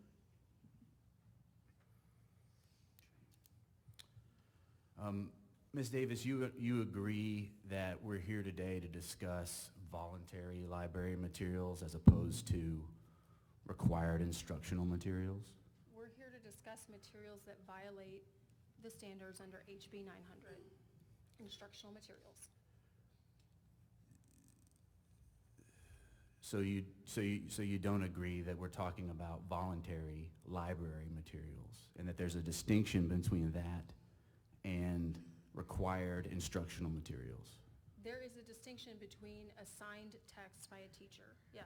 Okay. Yeah, sure. And as you doesn't sit here matter, though. today, you're aware that Ms. Giles' student has never checked out any of these 4 books. That has nothing to do with the law, sir, and as an attorney, you should know that. Are you aware or not whether Ms. Giles' student has checked out or read any of these 4 books? I don't know, and I don't care because it's irrelevant under the law, and you should know that. Kids can also read books without checking them out, and you guys just spent a bunch of money buying library furniture so they can sit in the library and be comfortable reading books in there without checking them out. Are you aware that Ms. Giles has not opted out of any titles at issue here today, any of the 4 titles? I've heard them talk about that. It's irrelevant. Are under you the aware law. of it is my question. I've heard them talk about it. And that's So- your only source of information? It doesn't matter. It's irrelevant, and you're missing the point. We can ask the questions we like to ask, and you can answer them or not. And I'd be And you happy can to- decide if they're relevant. This is not a court of law. Understand? I understand that. Mr. Wood apparently wants to take my deposition, so, I mean, I'm entitled to answer the questions how I want to answer them. And I'm sorry that you all think this is funny, but you guys have books in your libraries We're trying to that stick to the violate law. We're not interested in your No, you're not trying to antics. stick to the law. Ma'am, You we're asked me- asking questions. You're not trying to stick to the law. You asked me how much money she's paying me. It's irrelevant. If I was doing this for free, would it matter? You have books in your library that violate the law. That is what You're not matters. answering a question, you're speaking. I did answer your question. No, right now, you're just giving statements. And? There's not a question pending. And? There's not a question pending. Ask a question. All right, I will. So you've talked about it today. I'm assuming you're familiar with our EFB local policy. Yes. All right. And are you aware that in the guiding principles of that policy, there is a statement that says a parent or guardian's ability to exercise control over instruction and instructional resources, including library materials, extends only to his or her own child, as set forth in Education Code, Chapter 26. Are you aware that's in the policy, and do you agree with that? It makes perfect sense. It's also irrelevant to the law. We'll discuss the law in just a second. Happy to.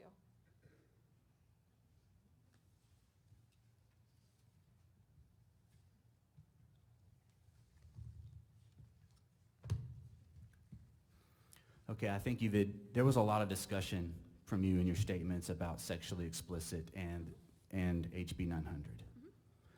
The definition of sexually explicit as contained in HB 900 has been found unconstitutionally vague by federal court, correct?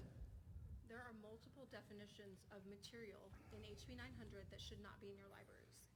I'm not intimately familiar with all the court cases that are currently pending about this law. Well, you said earlier you agreed that it was enjoined, at least in part. Part of it has been. Yeah. And the definition of sexually explicit has been found unconstitutionally vague by a federal court and enjoined. Multiple parts of HB 900 are still in effect. I'm just asking you about the And what I sexually find- explicit definition. What I find concerning is that you are going out of your way to try and justify keeping these books in your library. That is disturbing to me. I'm discussing the law with you, and all I'm asking you is the definition of sexually explicit has been found unconstitutionally vague. I don't know one way or the other. I know HB 900 is still at least in effect in part, and your school district is not in compliance with it. Is it your opinion that HB 900 required school districts to rate texts as sexually explicit or sexually relevant? It puts that burden on book vendors. And that part of the law was definitely enjoined. We can agree on that. Correct. So as we sit here today, are you aware of any vendor or any legal entity that has rated any of the 4 books that we're here to discuss today as sexually explicit or sexually relevant? I'm not, and it's irrelevant to the point. They don't, you are completely obscuring the point, and you know it, because you're a seasoned litigator. So you're using your expertise to your advantage, and I'm having a discussion with you about the applicable law, and I believe you're misrepresenting it. you are too. No, I'm not. Yes, you are. I'm just saying, the definition of sexually explicit has been declared unconstitutionally vague. Yes or no? You know full well that portions of HB 900 are still in effect. And you know that school districts are not supposed to have pervasively vulgar or obscene content in their schools. And you also know that under PICO, this board has the authority to remove pervasively vulgar material regardless of HB 900. You want to sit there and take my deposition, go for it. I'm not taking your deposition. You absolutely No, are. I'm not. Listen, I would like an opportunity to hear your answer to the same questions, please. Yes. Because what I it's want to probably a better understand, use of our time. what I want to understand is the A better applicable. use of our time would be removing the books through the Ms. expedited Davis, process. please refrain Ms. from Davis, commenting. we'd love to have you stay here, and I really would appreciate it. But I'd like to understand the specifics of the applicable law that are enforced today, and whether it's been enjoined or not is relevant, whether you want to call it out or not. I've So, already Ms. told you part of it Anderson, has been, sir. Part of the arguments that have been espoused here today is that HB 900 requires review of a selection in part to determine whether it's sexually explicit. Have you heard those arguments made here today? Yes. Right. And do you agree that the definition of sexually explicit has been found unconstitutionally vague by the U.S. District Court for the Western District of Texas in Austin Division? Yes. And that injunction was upheld, at least in part, by the Fifth Circuit Court of Appeals. True. And the bill required vendors, not school districts, not individuals, to apply either a sexually relevant or a sexually explicit rating to those books. Yes. And that part of the law was enjoined. Correct. And so that's never happened. Right. And there's no duty in HB 900 to rate a selection by anyone else, There is either not. sexually relevant or sexually explicit. Correct. And I think the point Ms. Davis keeps trying to make is that HB 900 also discusses the penal code definition of pornography, right?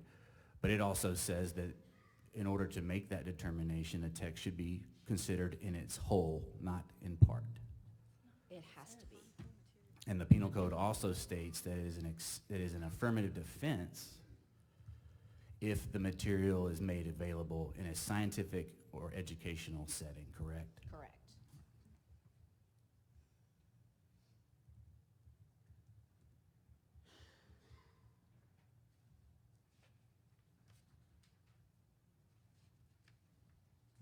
I have a question, Jeff, while you're looking at that.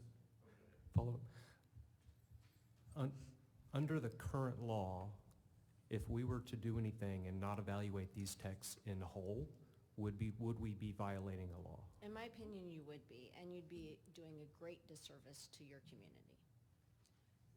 Can I answer that question, please? I got my answer, thank you.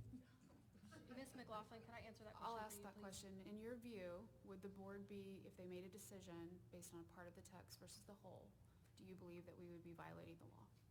No, and the reason for that is there are multiple definitions under HB 900 for materials that should not be in your library. Sexually explicit is one, harmful material as defined under the penal code is another, and pervasively vulgar or educationally unsuitable is a third. So there are multiple ways that books can be improper in your libraries.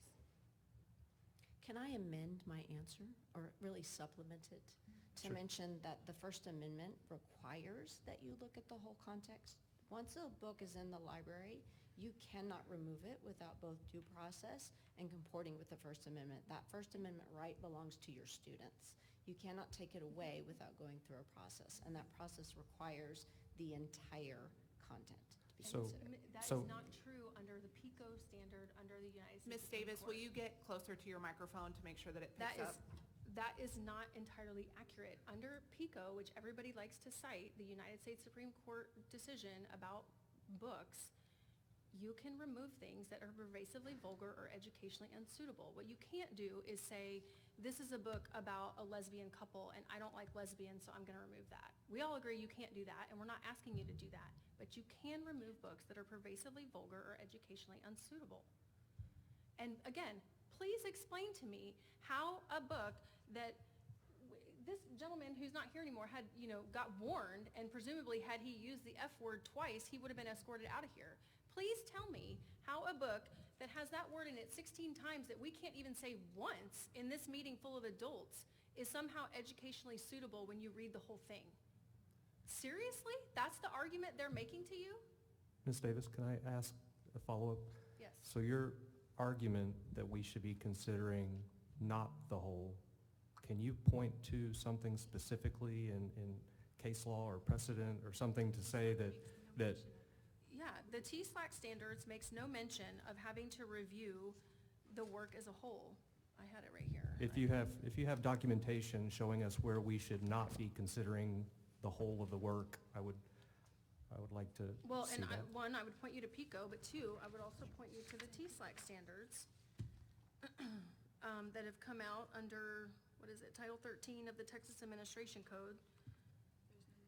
There's no mention of reviewing the work as a whole. That wasn't my question. I wanted to see something saying we should only be considering in part and not be considering the whole of the work, because everything I've read, especially, and I'm going to lean on First Amendment. I think First Amendment is going to weigh heavier to me than an enjoined current kind of in limbo law. That seems to me to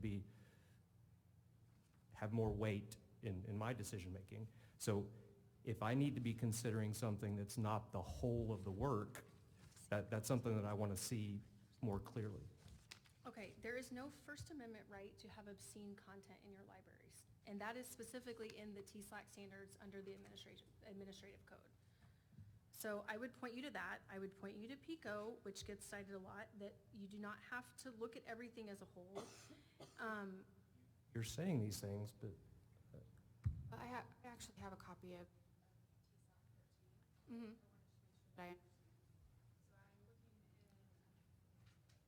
I can't hear you very well. Apologies. No. The subsection that is requiring school districts to have a reconsideration process. And I'm on item 4, and it says, include a reasonable time frame approved by the school board for the review and final decision by a committee charged with the review of the item in its entirety. Sorry, I'm trying to find where you're looking at. Is it this one? And so, Title 13, Part 1, Chapter 4. Yeah, she is, but I think it's a different section. Hold on. Title 13. Chapter 4. I mean, that makes it pretty clear. We're only supposed to be looking at these things in their entirety. That's in the law. Well, So and a follow-up question is because we've been referencing the definition of harmful material. How I read that is that harmful material means material whose dominant theme, as taken as a whole, meets the process to appeal to the prurient interests of a minor, is patently offensive to prevailing standards, and is utterly without redeeming social value. And I'm trying to look at exactly the standard you're looking at, because it's not on this one that I printed out. So it's Title 13, Chapter 4 is what you're looking at? Yes, Texas Administrative Code, Title 13, Part 1, Chapter 4, Subchapter A, Okay. Rule 4.2 for school library programs, collection Okay. development standards. And you said subsection 4 of that? Let's see, it's kind of a weird alphanumeric thing, so it'd be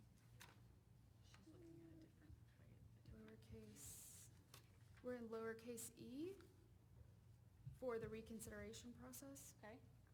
Item 3 and 4. And item 4 is, the way I see that written is that it is requiring review in its entirety. Could you comment?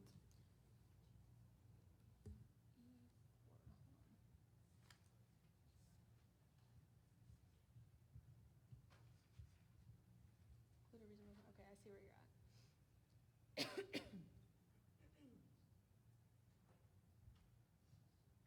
So I think the distinction that I would make is, can you look at it in its entirety? Yes. But under HB 900, the portions that are still in effect don't require that. So can you? Yes. Do you have to? No. You can look at it and see, does it meet one of these definitions that's still in effect under HB 900? And if it does, in whole or in part, you're prohibited from having it. So for my own clarification on HB 900, and I am not a licensed attorney, is that I understand that again, layperson summary here is that there are effectively two pieces. There is the requirement for the book vendor to rate that material and for school districts to follow the process according to that. And then there was a directive to the Texas Library Commission to develop library collection standards that were to be adopted by the State Board of Education. So what I'm understanding is the library portion that went through the State Board is still in effect. But the book ratings by the vendors is what's enjoined, including the definition of sexually explicit and sexually relevant, that all of that piece has been deemed not in effect. Can you please comment? But sexually explicit is only one of the definitions of materials that you can't have in your libraries, is the distinction I'm trying to make.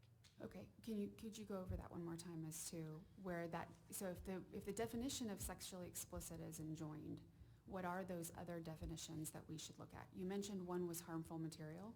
Yeah, so it's under subsection D of HB 900.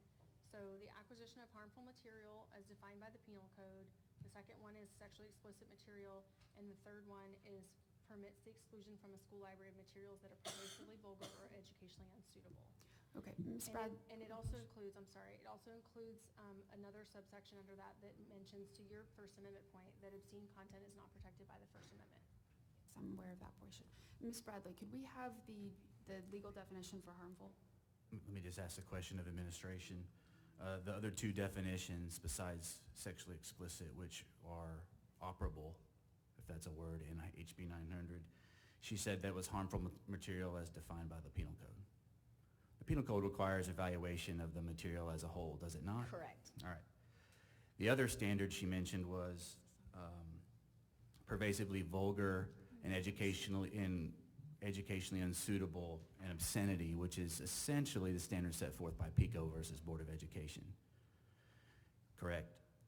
That's correct. And in coming up with that standard, did the PICO court, the Supreme Court, require evaluation of these selections as a whole? I'm going to guess the answer is yes. I didn't reread it today, but importantly, the Texas Penal Code expressly defines obscenity to require the work taken as a whole. Correct. Lacks serious literary, artistic, political, and scientific value. So right in the penal code that's cited.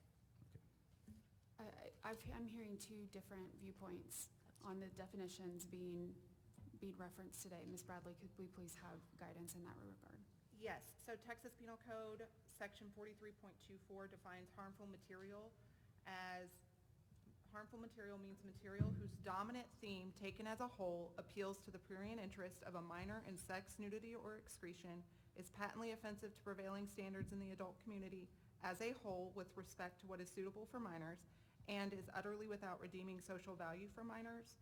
And then, as Mr. Wood indicated earlier, there is an affirmative defense to prosecution under the section of penal code related to the scientific, educational, or other similar justification.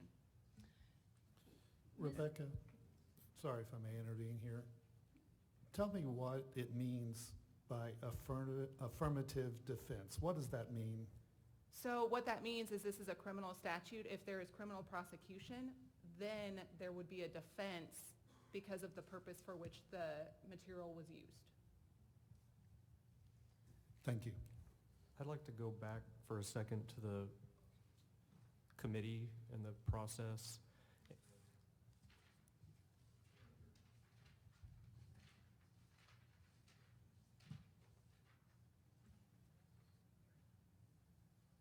I think we could argue for a long time about the legal, whether we should be looking at this in part or in whole, but I think we've heard opinions that we can judge on that. If we are to evaluate these works in whole, can you explain the literary merit that the committee found on the books in question?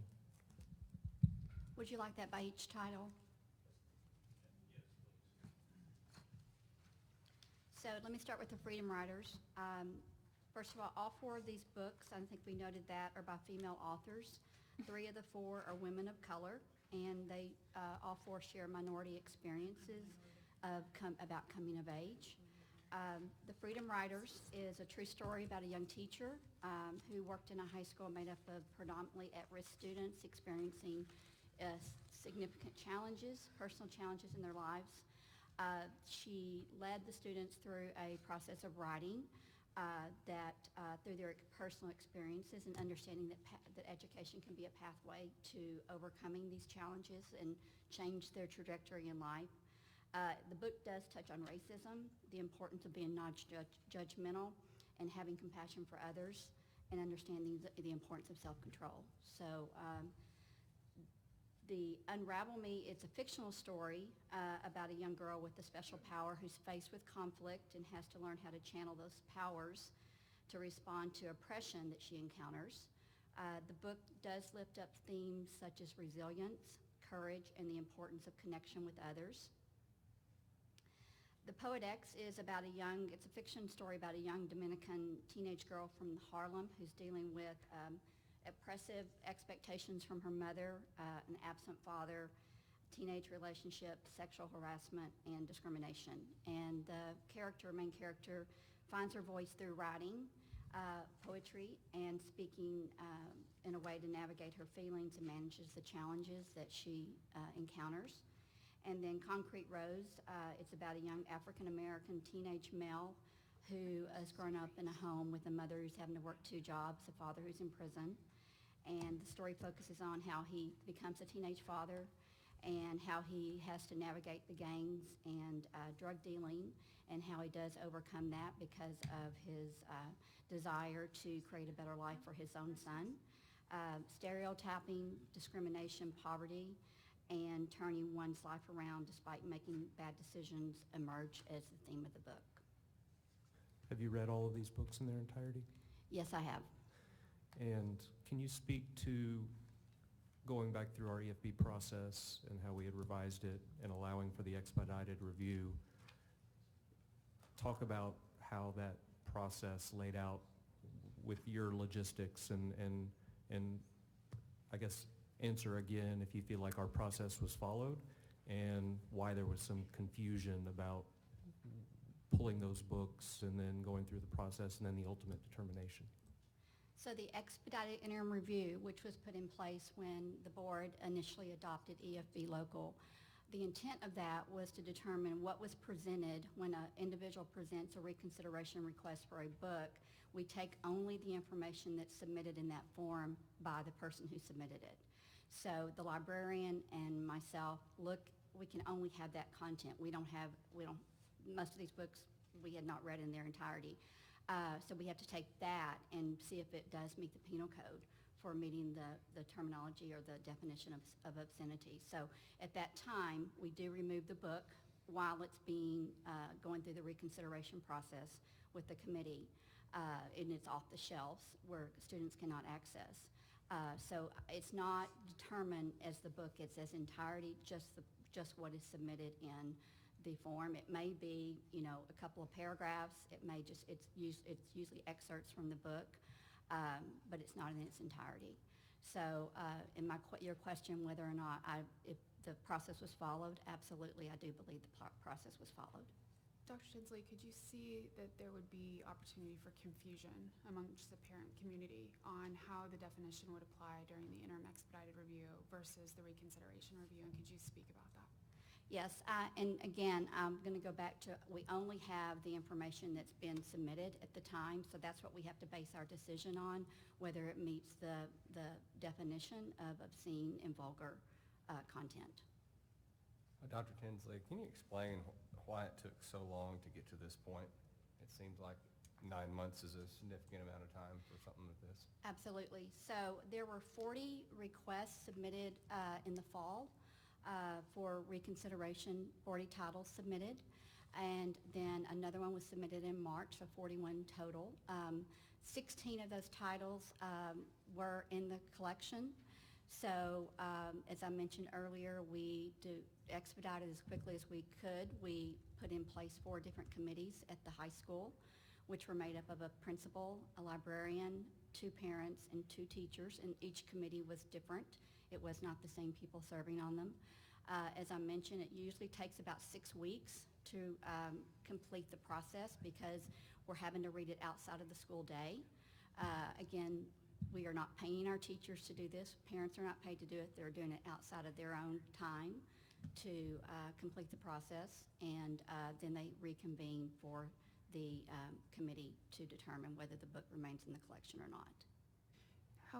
How are parents and teachers chosen to be on the committee?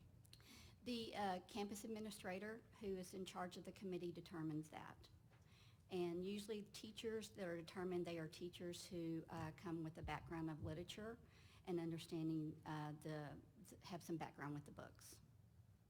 And in your opinion, would they have experience with this particular age group of children in determining if it's age appropriate? Yes, they were all high school level teachers. I have a couple of questions. I know it was asked of Dr. Tinsley if she had read the books, the 4 books being considered in entirety. Ms. Giles, is it Ms. Giles or Ms. Giles? I've heard it both ways. Giles.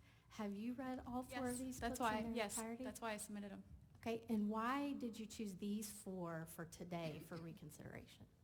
Well, unfortunately, there's a time limit for the grievance process, and I let a few of them slip accidentally. So those didn't get to make it to this point. Some of the other books, as Dr. Tinsley has noted, has been removed through the weeding process, and so we're still waiting on the reconsideration committee to come back for the rest of the books. Just following the process. If I could add on to her statement, Ms. Smith, as far as her reading the whole books and submitting the request for reconsideration after doing that, there was a comment made about these books involving female minority writers. And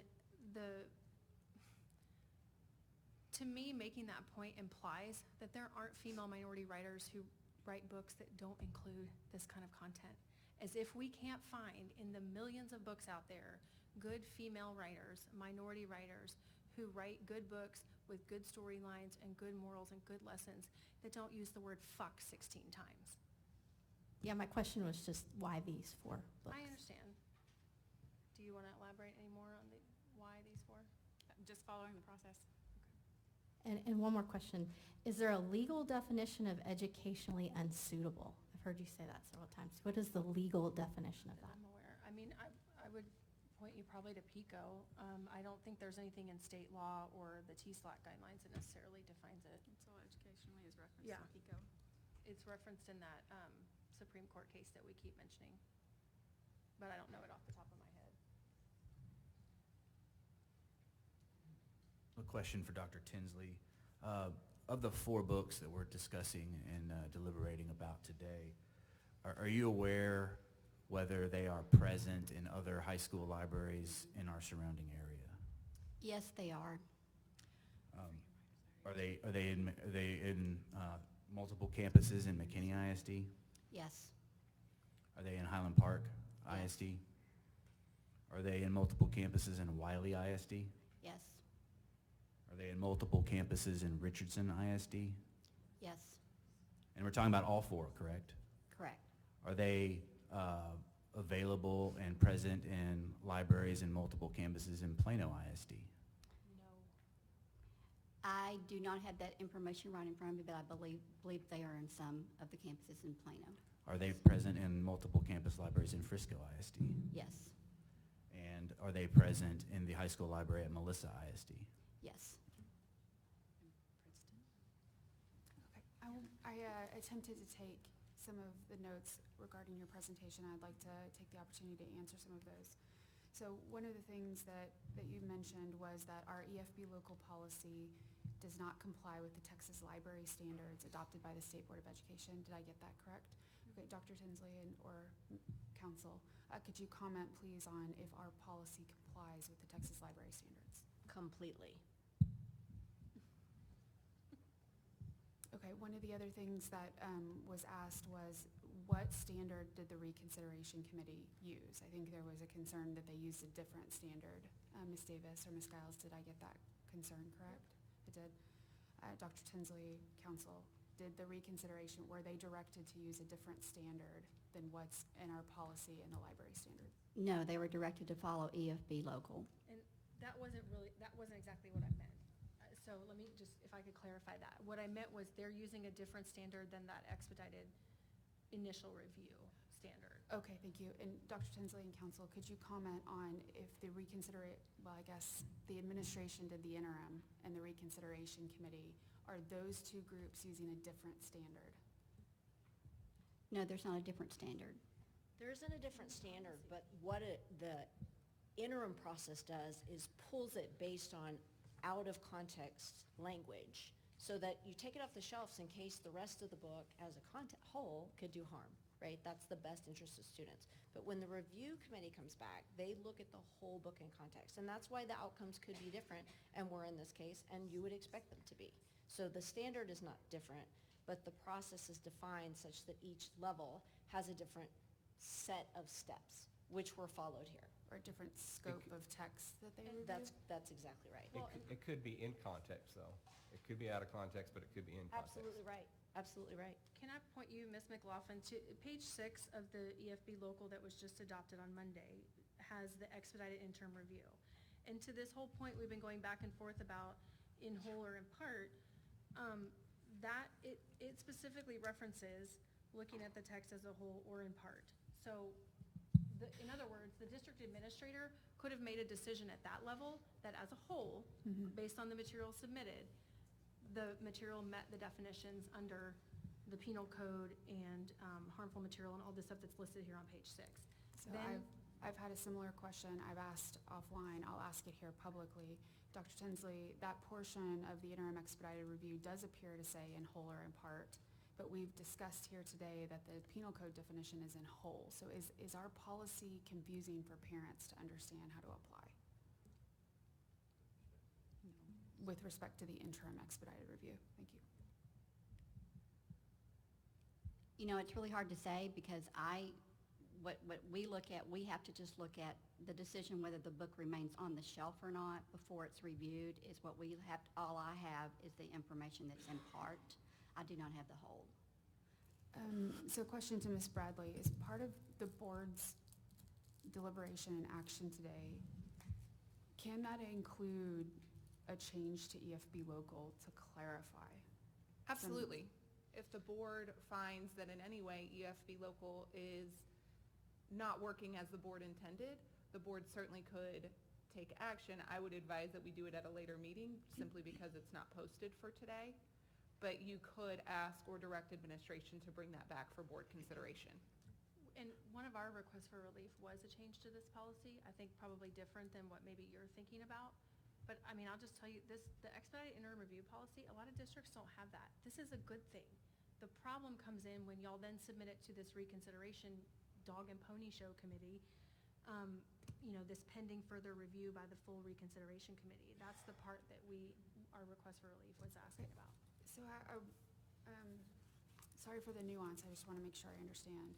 So we've talked about that we need to be following the direction by the Texas Library Standards and our policy needs to comply. Part of these standards require a district to develop a reconsideration committee process that is fair and thorough is the language that I see here, and that it reviews the work in the entirety.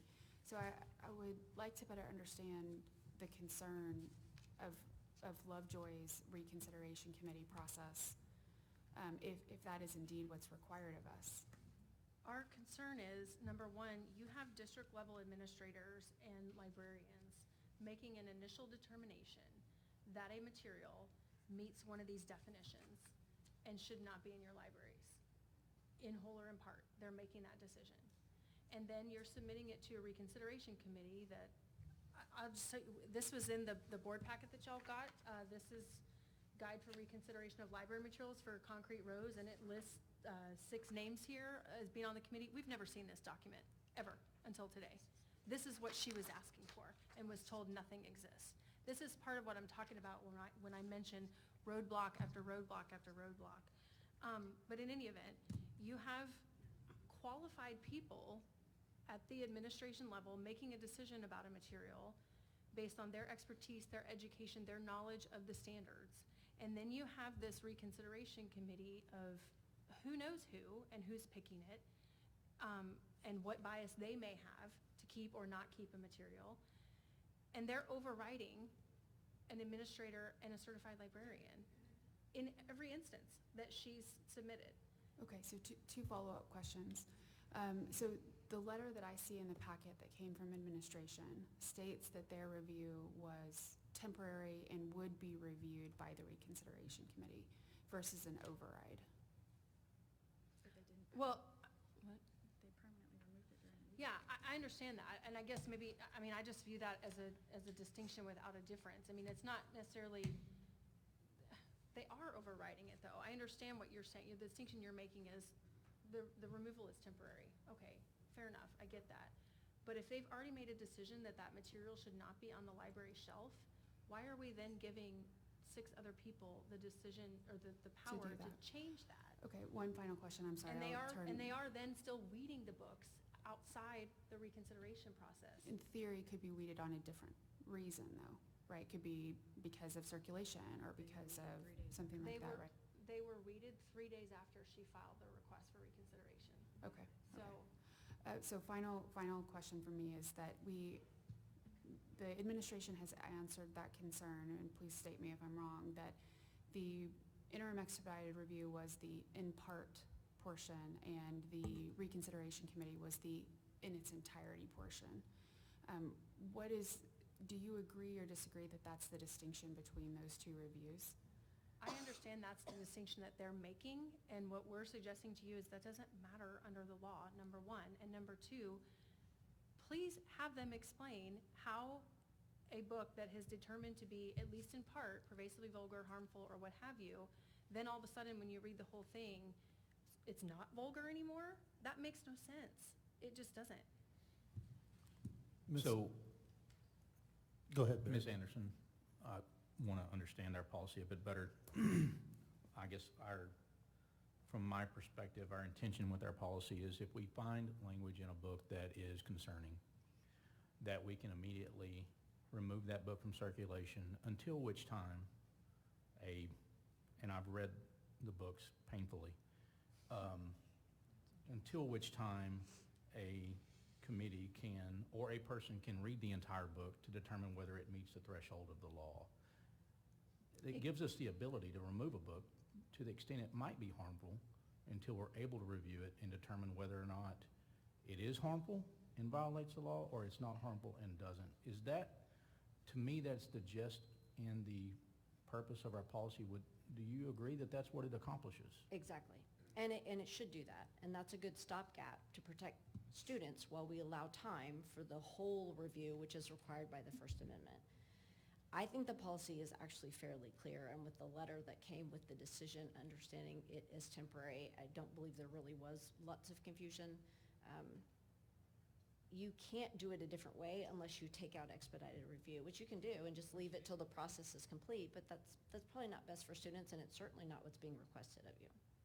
But then if we did that, it would force us, without having in our policy, to leave a book that could be an issue That's it. on the shelf, until which time we can review it, which concerns me even more, given the number of books in these libraries and how many have been put in over decades. That's right. Becca, do you feel that our policy is confusing or violates any laws? It does not violate the law. It may be confusing to parents. I can't speak on behalf of your parents and their understanding, so there may be ways in which the wording could be changed to be clarified. That's always part of your process as a board, once it's pointed out, but certainly I don't see any legal concerns as the board's attorney from the policy. And your argument is that because of that interim review and that judgment made, that we shouldn't go back and read it in entirety and make a different decision. Is that what you're saying to us? Yes, and I wouldn't, I mean, the option of removing the expedited review, I don't think is your only option here today. School boards have the authority under Supreme Court precedent to remove books that are pervasively vulgar or educationally unsuitable. And I understand there's all this worry that the ACLU is gonna come in and sue you or file a complaint or what have you, but school districts across the state are doing that. They're removing books that are pervasively vulgar or educationally unsuitable without making parents go through all these hoops and jump through all these, things and deadlines and timeframes and having committees and wasting taxpayer money. There are school districts across the state doing that. And have a they follow-up. and those school districts, I think, can determine whether they comply by the law or not. I think we're gonna determine whether we comply by the law, and it's important to me that we do. I don't wanna subject us to, if this was clear, we wouldn't be having this hearing. It's obviously not clear. We wouldn't be wasting all this time. And you can talk about that all you want, but that's my statement about that. I would not, because someone else does it, doesn't mean I'm going to. Well, I want to ensure that our process gives us the flexibility to take action when we can within the law, and then take the time to review it to ensure that we uphold the law. And I think it accomplishes that, does it not? Well, I hear what you're saying, Mr. Owens, but Mr. Wood spent a lot of time asking the district what other districts have these books. So if you're gonna look at other districts for that example, then you should look at them for. Mr. Wood's entitled to his opinion, and I'm entitled to mine, and I'm talking understand that. about N of one, Barrett Owens speaking, about what my feelings are. Is that fair? Not the team of 8, you're just talking about yourself individually? Okay, okay. I have a Certainly not follow-up. as a team of 8, sure. I have a follow-up. So I would like better clarification. I think we talked about at the very beginning that our role here today primarily is to make sure that our policy has been followed. And we revised our policy a couple of years ago. We revised our policy again on Monday. And I want to make sure I understand specifically where you think we did not follow our policy, because that's the primary thing we're deciding today at this hearing, is that our policy has been followed. And Becca, can you correct me if I'm wrong on that, or is that accurate? No, that's accurate, and then you're also determining whether, based on the local record, there's substantial evidence to support the reconsideration committee's determination. So we want to make sure that our policy has been followed and that there's evidence that the reconsideration committee made a reasonable decision in their review process. Is that a good way to say that? Yes. Okay. So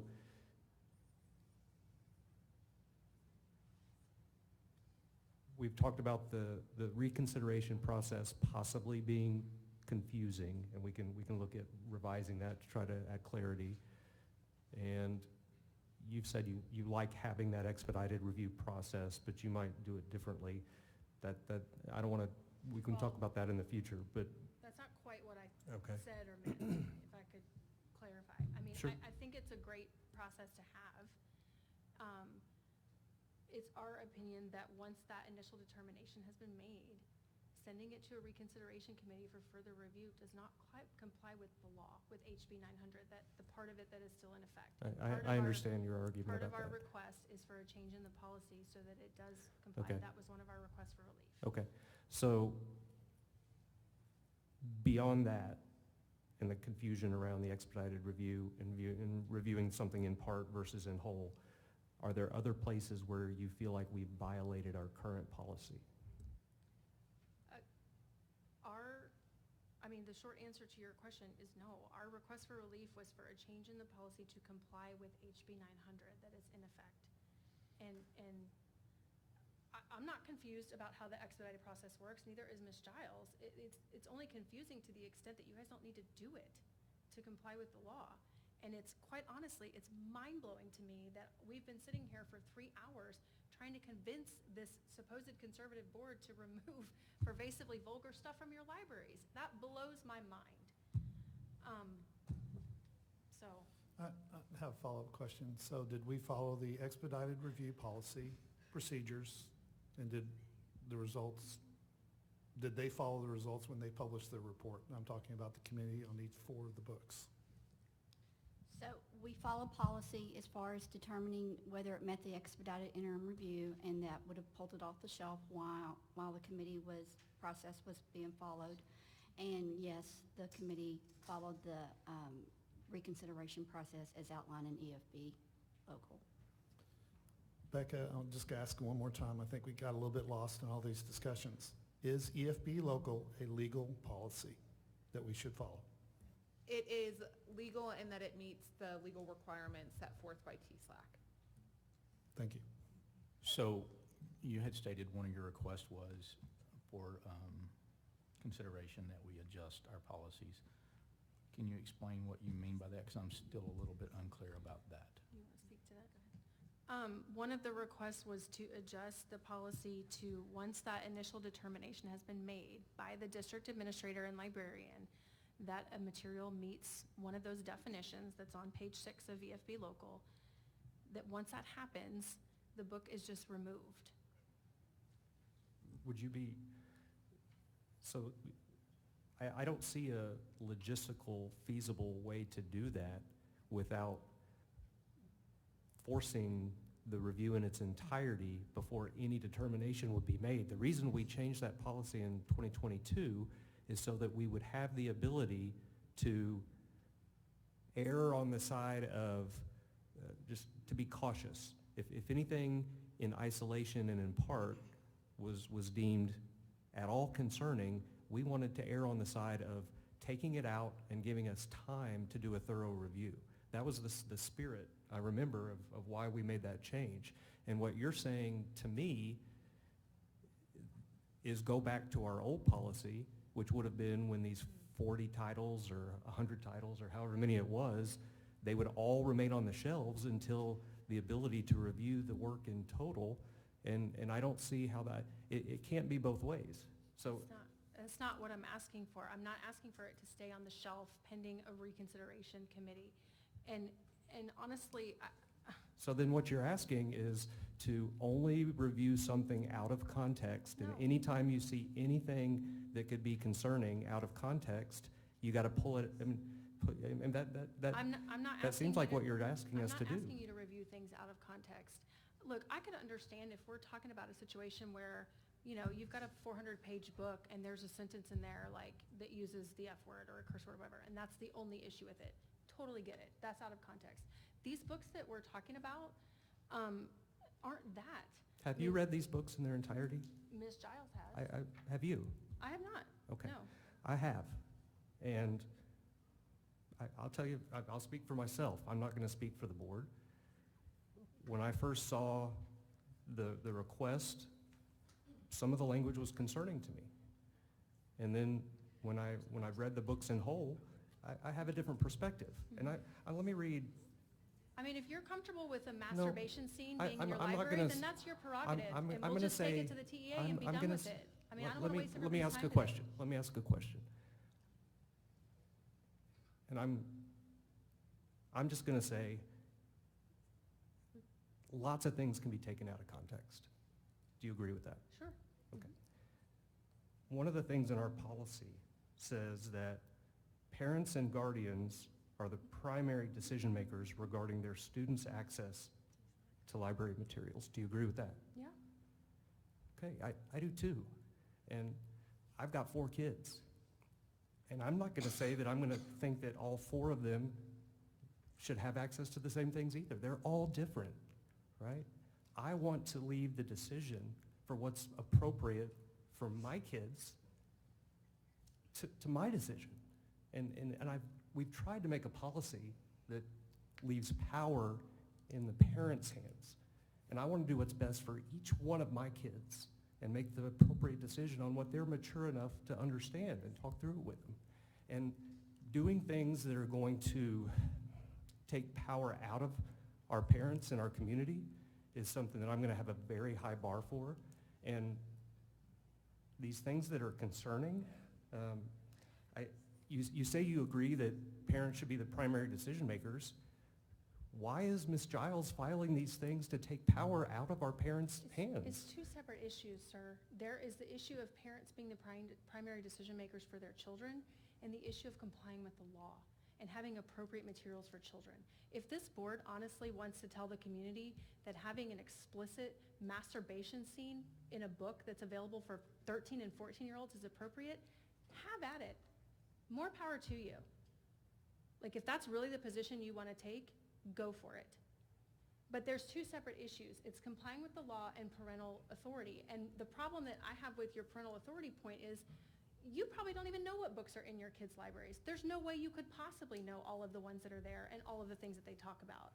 There's no way. So acting like you're giving parents this great authority to make decisions for their children when they don't have the full access to information to make that decision is just making a great statement and going, oh my God, we're awesome. We gave parents the power. Parents don't have a clue what's in your libraries because your district has made it harder for them to find out.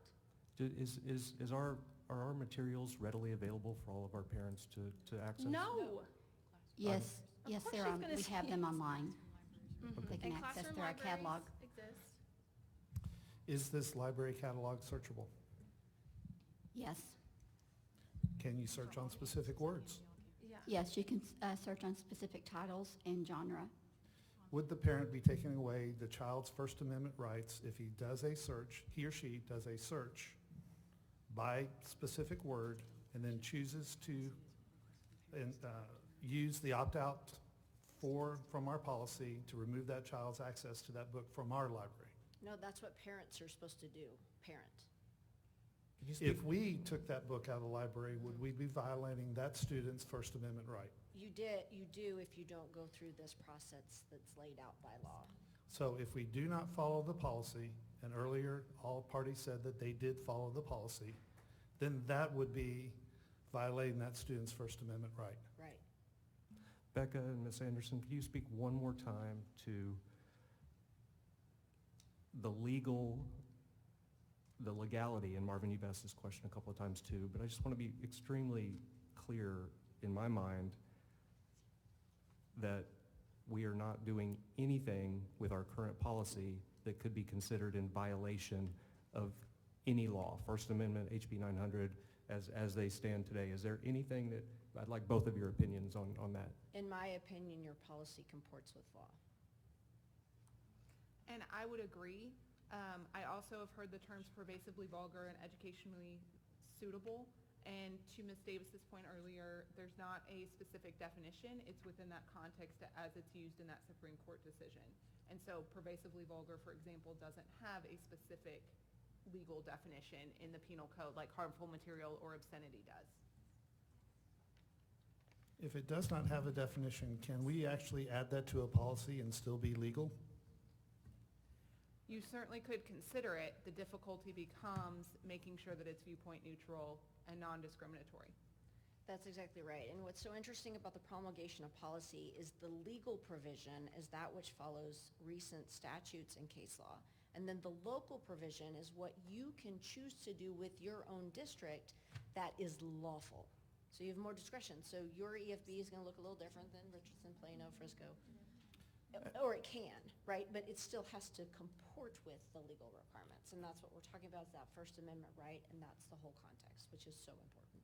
So there's actually several levels of laws, rules, constitutions, and all kinds of things that we have to pay attention to. That is in a legal side of our policy statement, not just the EFB local side. Exactly. EFB local still has to be legal within the legal contract, the legal area of our policies. That's it.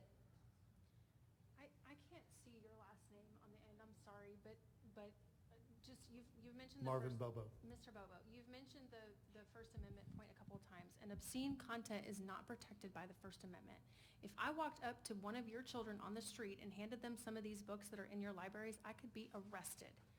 To act like it makes a difference that, and I understand she's going to talk about the affirmative defense and all that. Well, that's going to get addressed in this next legislative session, hopefully. But to act like it's somehow different because it's in a school library and there's some, potentially good storyline or what have you, or it was written by a black author, so we have to allow it, is just asinine. There are plenty of great black authors that don't write obscene content. Okay, so I'm trying to understand what the legal framework is for this decision and try to pull that out of these procedures. The legal framework that is actually in force right now also was enforced during the reconsideration of these books. Is the EFB local policy that was in force during the reconsideration of these books, followed by the administration. Yes. Is the EFB local policy, is it legal, Becca? Yes. And certainly if there are Is changes. the First Amendment a part of that EFB local policy that we have to respect in terms of any supporting documentation or law that's associated with EFB local? It's law you have to follow and you want to follow. And part of the First Amendment, just very briefly, time, place, and manner matters. What we say out loud in a public meeting that is available to the public is different than what a person reads in a book in the privacy of wherever they read their book, right? Context and medium matter a lot in the First Amendment context. And so the protections of what's in that book are going to be very high. That doesn't mean a student can go up to a person and say, quote, even quote that book, right? That's a different context with a different intent and not before you today. So what I'm trying to understand is the First Amendment requirements that we have to pay attention to have to do with the fact that we are a public entity and the child is going to a resource that is a optional resource. If we pull a book out of that area, then we could potentially be violating a First Amendment right of that student. Absolutely.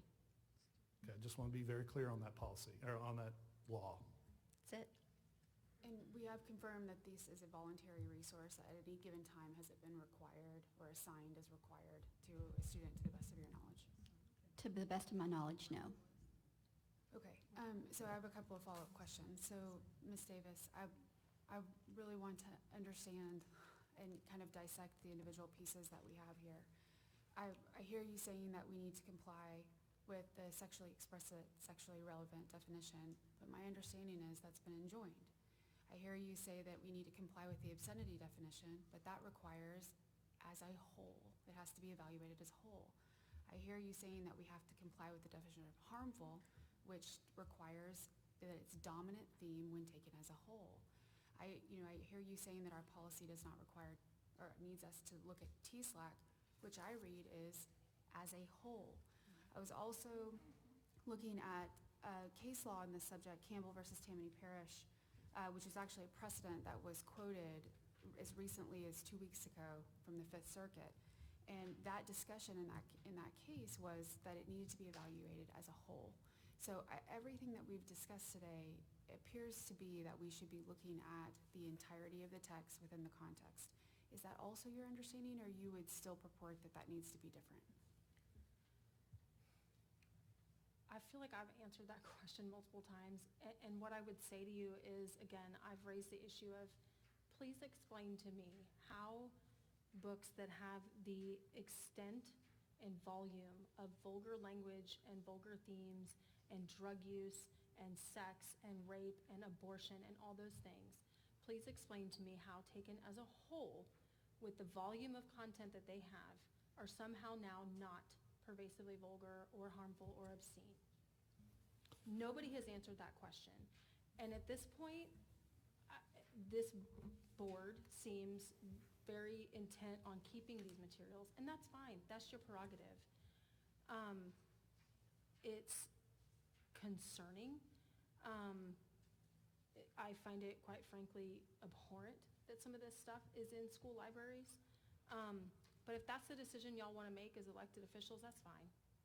I mean, I don't know what else to say to convince you guys that this stuff is inappropriate for kids. I think the second thing I want to make sure I understand is just the request that you're making in terms of relief, is that once that item has gone through the interim expedited review, that it should bypass the reconsideration process, right? Basically, it should just be gone, right?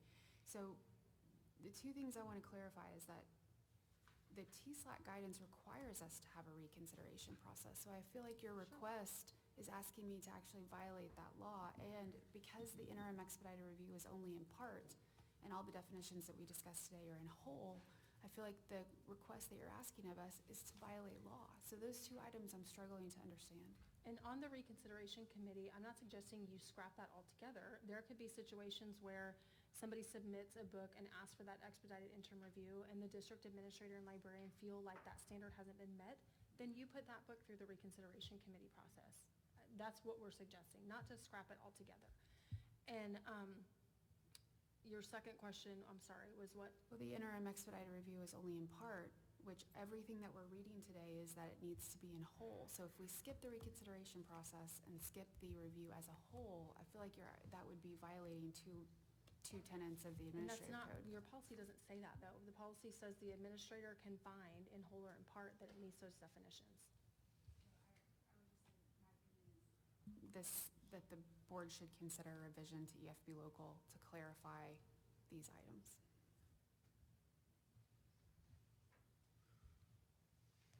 I mean, if we can't, in terms of context and all that, if we can't read a book aloud in a meeting full of adults, then a child as young as 12 has no business reading it. I don't care what the context is. Dr. Tinsley, are any of these 4 books available to a 12-year-old? No, they are not. 14, okay, make it 14. What does it make a difference? I'm sorry. Like 13, and there are books that she has submitted that are in the middle school library. But they're not the ones that we're talking about today. But they are affected by the policy, and we may be back here in a month talking about those ones. But, I mean, are And 14-year-olds really?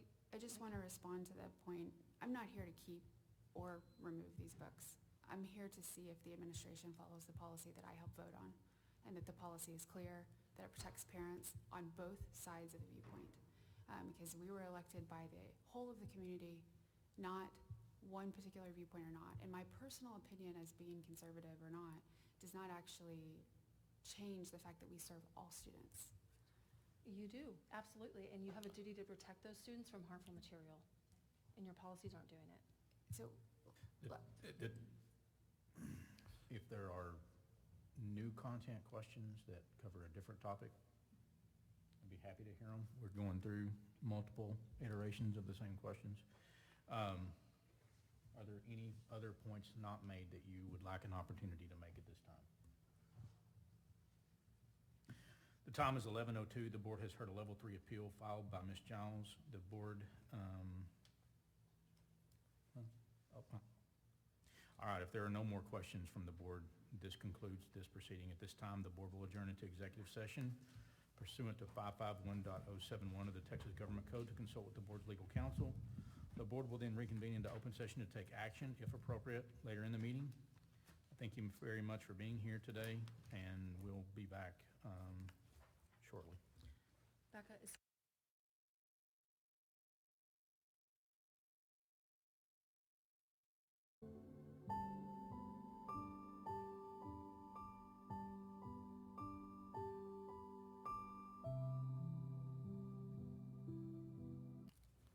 All right, the time is 11:49. The board has heard a level 3 appeal filed by Ms. Giles.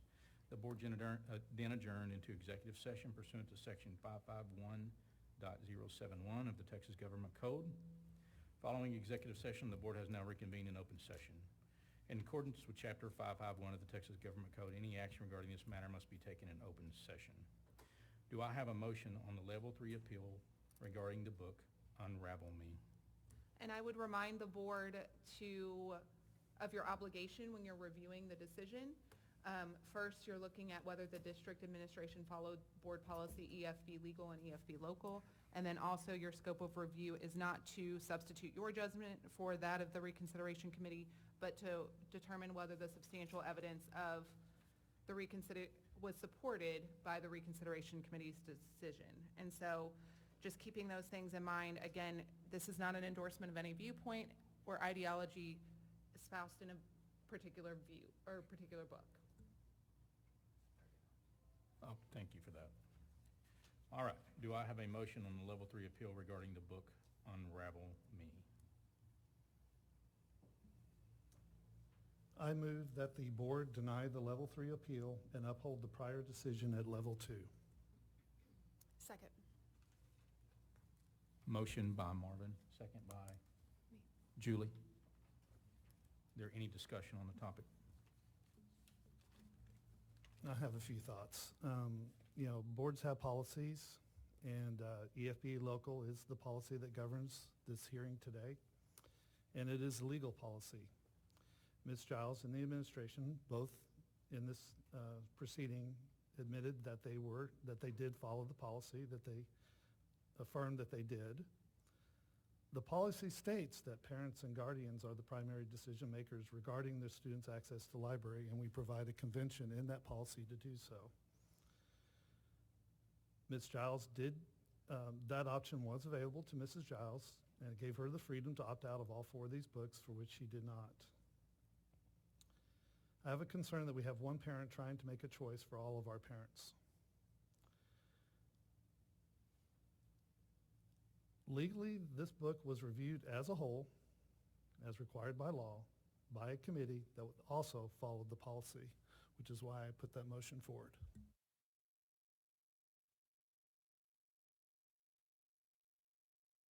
Any other comments on the book?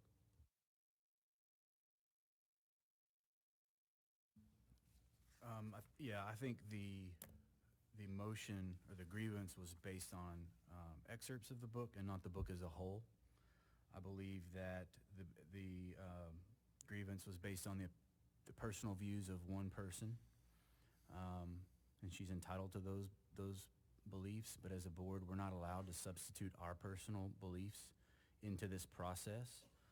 We are limited strictly to determining whether the board followed policy and whether there was evidence to support the review committee's determination. Again, I believe that this book was not checked out by the student of the parent who filed the grievance. I believe that despite having the opportunity to do so, the parent did not choose to opt out. And I believe that,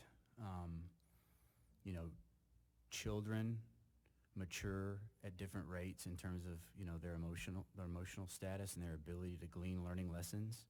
And the parents of that child are the ones who are best situated to make those decisions. And so I think that also that the sexual explicit definition was struck down by the federal court in part as being unconstitutionally vague because it required an understanding of community standards for the entire state of Texas. And I think even in Lovejoy, it's hard to discern what our community standards are, because if you talk to one person, you're going to get one viewpoint. And if you talk to someone else, you're going to get another viewpoint. So that if I were to say my assessment of what our community standards are that parents make the decisions that are best for the unique circumstances of their family, and that that's what they have the right to do. And I think we've given them the tools to be able to do that. It's worth noting that from this point forward, based on our current policy, every kid is opted out of young adult fiction. Parents have to consciously make the decision to opt them in, and they still have the ability to opt out any specific titles. So at this point, until they've opted in, these books aren't available. But if families believe these books are available, then they would have the ability to do that regardless of how the vote goes for this particular book. Your discussion? If not? Mike, one comment. Going back to Becca's instructions on what we're charged here today to do is making sure that our policy, we've been advised that our policy is legal, and we've been presented evidence, I believe, by both parties that our policy was followed. I want to thank the members of the community for coming to comment today, and I want to thank the members of the committees that spent many hours of their time to go through this process so that we could have clear evidence to make this decision today. Any other? All right. If not, all those in favor say aye. Aye. All right. The motion is upheld, 7-0. Do I have a motion on the Level 3 appeal regarding the book, The Freedom Riders? I move that the board deny the Level 3 appeal and uphold the prior decision at Level 2. So move, Julie McLaughlin, second, Amy Smith. Any discussion? I think to echo another board member said today is these decisions are not easy. I certainly have wrestled with that on what is the right decision, and ultimately rely on the fact that the parents are the appropriate decision makers. These books do not meet the legal definition of pornography. They do not meet the legal definition of obscenity, which requires review as a whole. They do not meet the legal definition of harmful material, which requires that the dominant theme throughout the book as a whole be upheld. I have reviewed the level 3 grievance, and the points that are being made, I do not believe were sufficiently proven today. So I do not believe these books are illegal to be on our shelves, and I don't believe that we were provided evidence that they are. Any other comments? Just reiterate for the record that our current policy will require parents to opt in for their children to access these materials, including this particular title. The parents will still have the ability on Freedom Riders to opt out if they choose to. Okay. So just to clarify with Mr. James, this book is not in the young adult fiction category, and so it would require an opt-out. Okay. Any other comment? All those in favor? Aye. Opposed?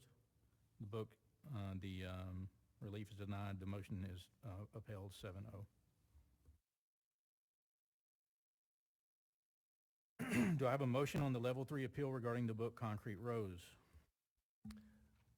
I move that the board deny the Level 3 appeal and uphold the prior decision at Level 2. Concrete Rose. So moved, Jason. Do I have a second? Second. Second, Jeff Wood. Is there any discussion on this particular motion? I think the evidence presented and Dr. Tinsley on this title and several others, and I think there was other discussion specifically about the literary merit in this book, and I think that the process was followed. I feel like there was no evidence presented to show that our policy was not followed, and that's the reason I've made the motion. I just want to reiterate, we're voting if they follow the board policy and if the reconsideration committee followed the policy, not necessarily if we each endorse this book.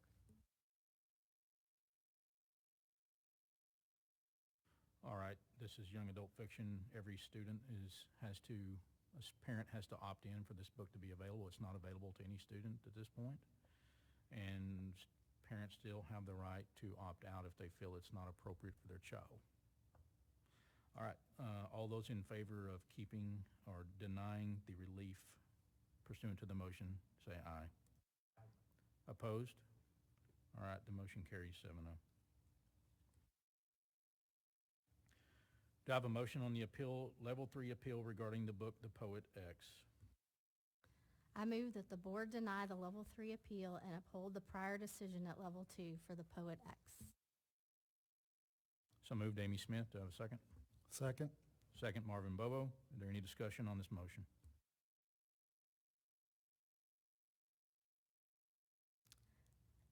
Just to reiterate, we really strongly believe in parental choice. Each family knows what's best for their kids, and we just want to make sure people realize they can opt in or they can opt out. And again, back to Dr. Tinsley and the evidence of literary value and what these books have to offer, and public comment from students sharing their own experience. That's why I made the motion.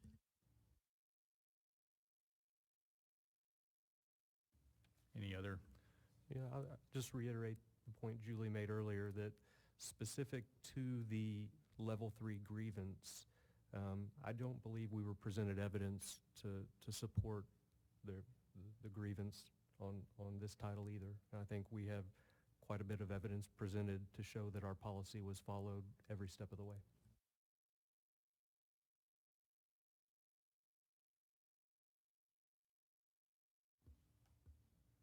This book is young adult fiction. Every student is opted, a parent would have to opt in for it to be available, and they have the right to opt out.